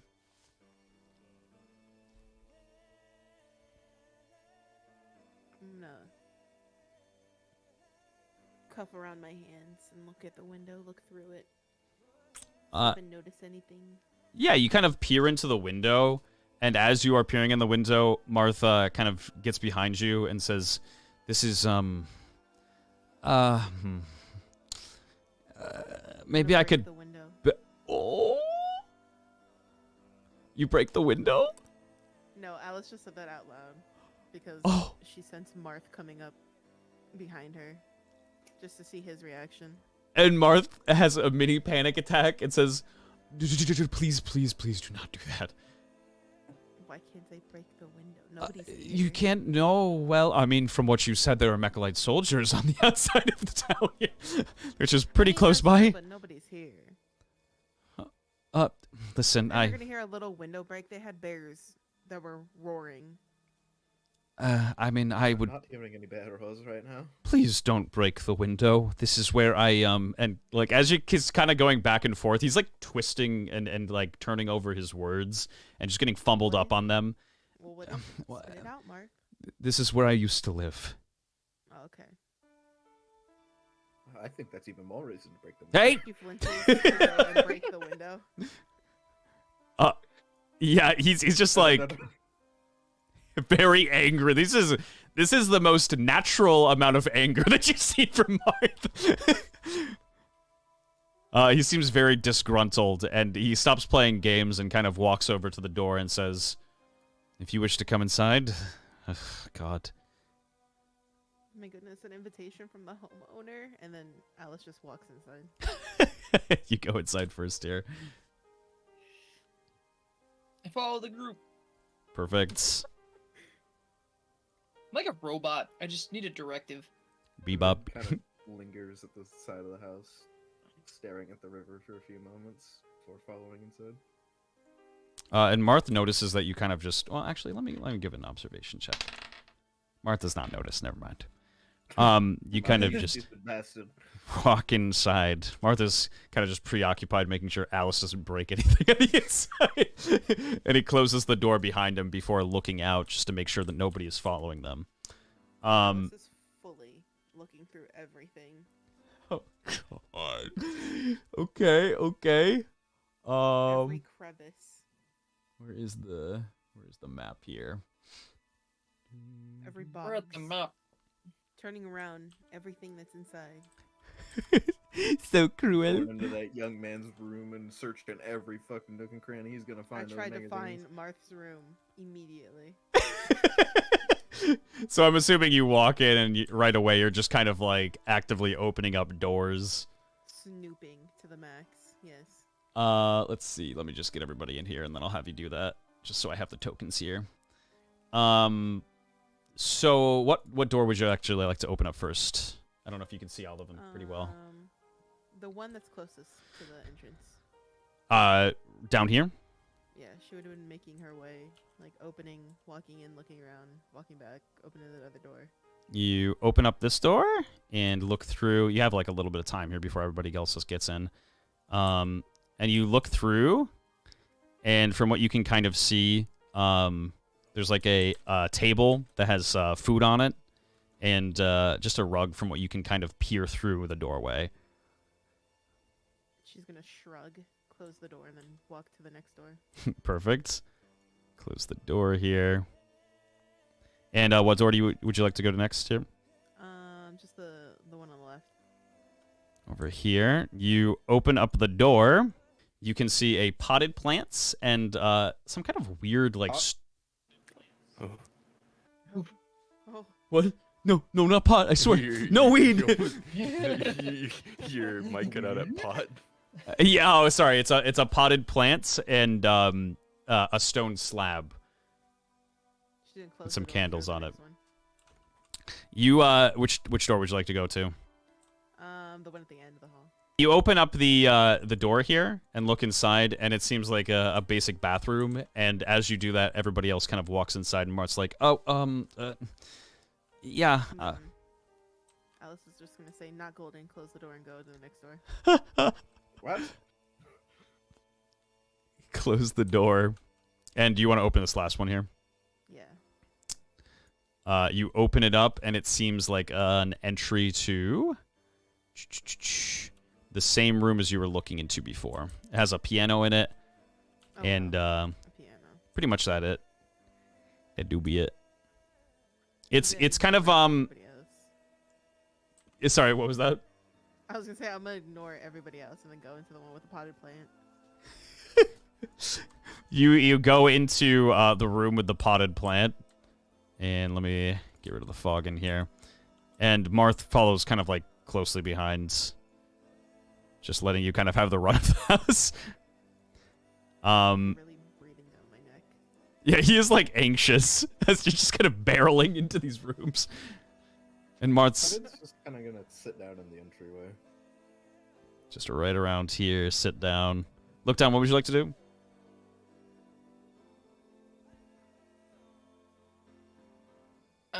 Just kind of probably just sit on the floor. Sit on the Just floor of wait. me here. And Martha's like kind of following you. He's like, I don't suppose you do this with every house that you go into. I mean, I wasn't going to, but then you said it was your house, and then I got curious. What's behind this door? And then I go to the one to the That's- right of Alice. That's the door, and as you kind of like open it up, and look inside, he says, the room that I grew up in. And as you open it up, Oh You my see. god! What the fuck? you see 6 coffins. Well, let me What tell you the right here that there's nothing growing in here anymore. And Marth kind of like peers into the room and like actually just kind of pushes past you and runs in to see these 6 coffins. And very, very tightly grabs onto his weapon. And seems very, very angry. And he looks back to you and says,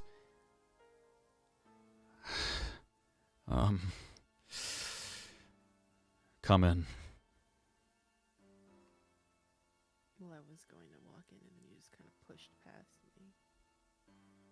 Then Do I as was you gonna want. walk in, while talking under her breath, like, "My God, like seriously." Like, I was the rude one. I'm thinking I'm rude, and you just pushed past me. Let's push me over. Let's knock over that pounded plant. Could have broke it.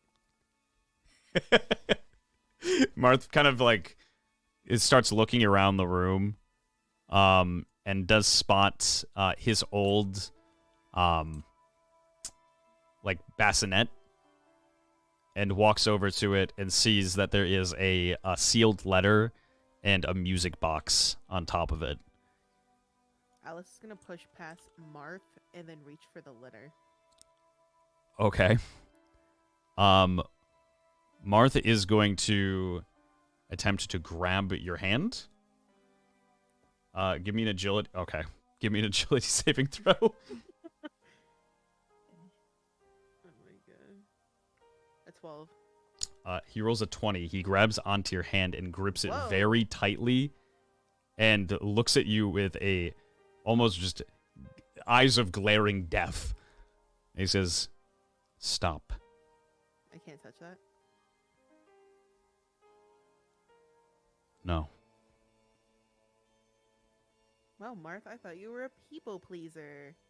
And then Alice is just gonna walk near the door.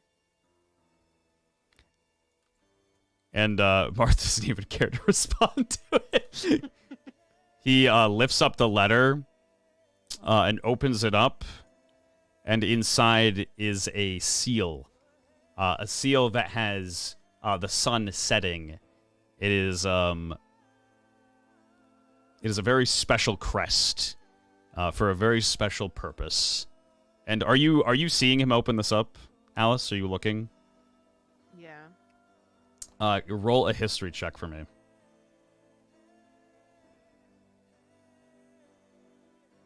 It's a 7. It doesn't really seem like you've seen this in your travels at all. Marth picks up the music box and winds it up ever so slightly while kind of shaking. And a tune slowly plays out of it.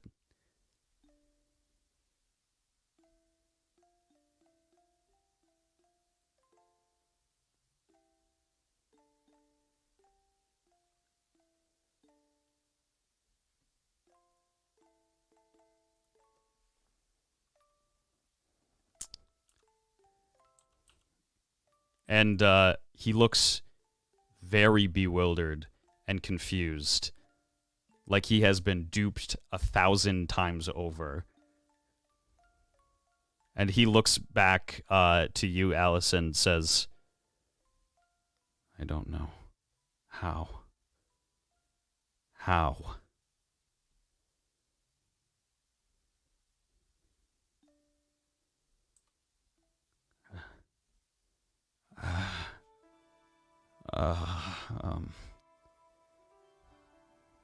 Some kind of sick joke. I'm sorry. Why? What was that?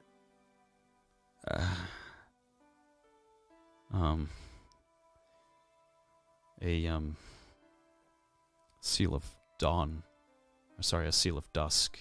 It's a declaration of war. And a music box that I thought was long, long lost.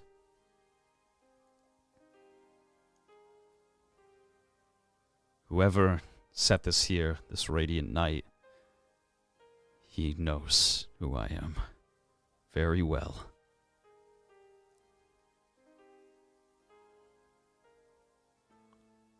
I'm sorry, I didn't mean to snap at you.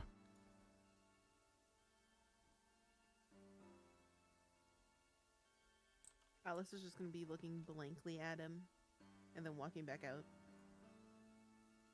You walk back out and kind of... Are you heading back into the main area? No, I want to know what that is. Whoa! Which Alice thing? just performed Sorry. this. Wide Alice. Wide Alice. Wide. Wide. What were you asking if it was a dorm? What is this right here by the to the left on the wall? To the left on this right here? No, Oh. is that just no, is that a window? Yeah, the window is right there. Yep. It's just a We'll break window the to the window. outside. You go to break the window, and it is extremely loud. And Cool. you hear some muffled yelling in the distance that seems to be slowly approaching towards you. And Marth does not move. Marth does not recognize it. He simply stares. Alice is gonna go back in the room with Marth and say, so you know when you told me not to break the window because one, memories, childhood home, yada yada yada, but two, makes noise. Marth. Yeah, You're with me. You're with me, he buddy? does not respond. Alice is gonna go to slap Marth. You go to slap Marth, yep, and you slap him clear across the face.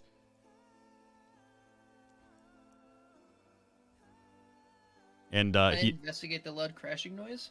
seems to be relatively unresponsive. Yeah, you go to you kind of squirm to your feet really quickly, look down, and look out the window. And the first thing that you see, look down.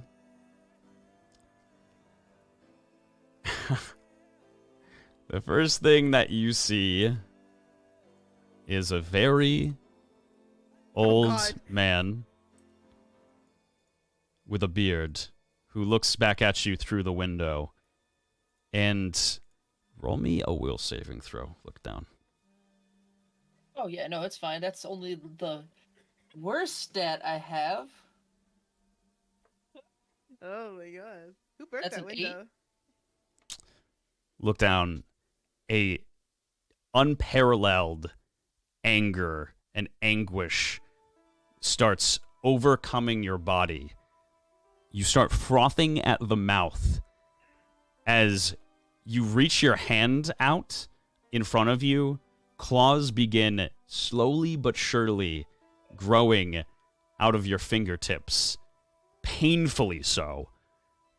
And you look up to this man and start walking towards him. And that is where we are going to end the episode. Oh, Who broke that window? Who broke that window? Oh Thanks a boy. lot, Alice. Oh boy. Who broke the window? Oh man, I don't want the consequences of somebody else's actions. Who broke that window, guys? That's Oh crazy. man. Whew. Thank you so much for joining tonight. I'm sorry about the stream kicking in and out. I will splotch the pieces together for whoever wants to watch it in VOD form. But I just appreciate you all watching this evening. Thank you once again. If you are new and you're enjoying, make sure to hit a follow on the stream. If you are wanting to support the stream and the tabletop roleplay, type !Patreon in chat. We have several different tiers. We always do a watch party. We try to do it the following day after the episode actually is streamed live. Sometimes it changes every once in a while, but just make sure you're following the Discord. I always type to all the various Patreon goers when we are going to be streaming it. So thank you so much for watching once again, and I will see you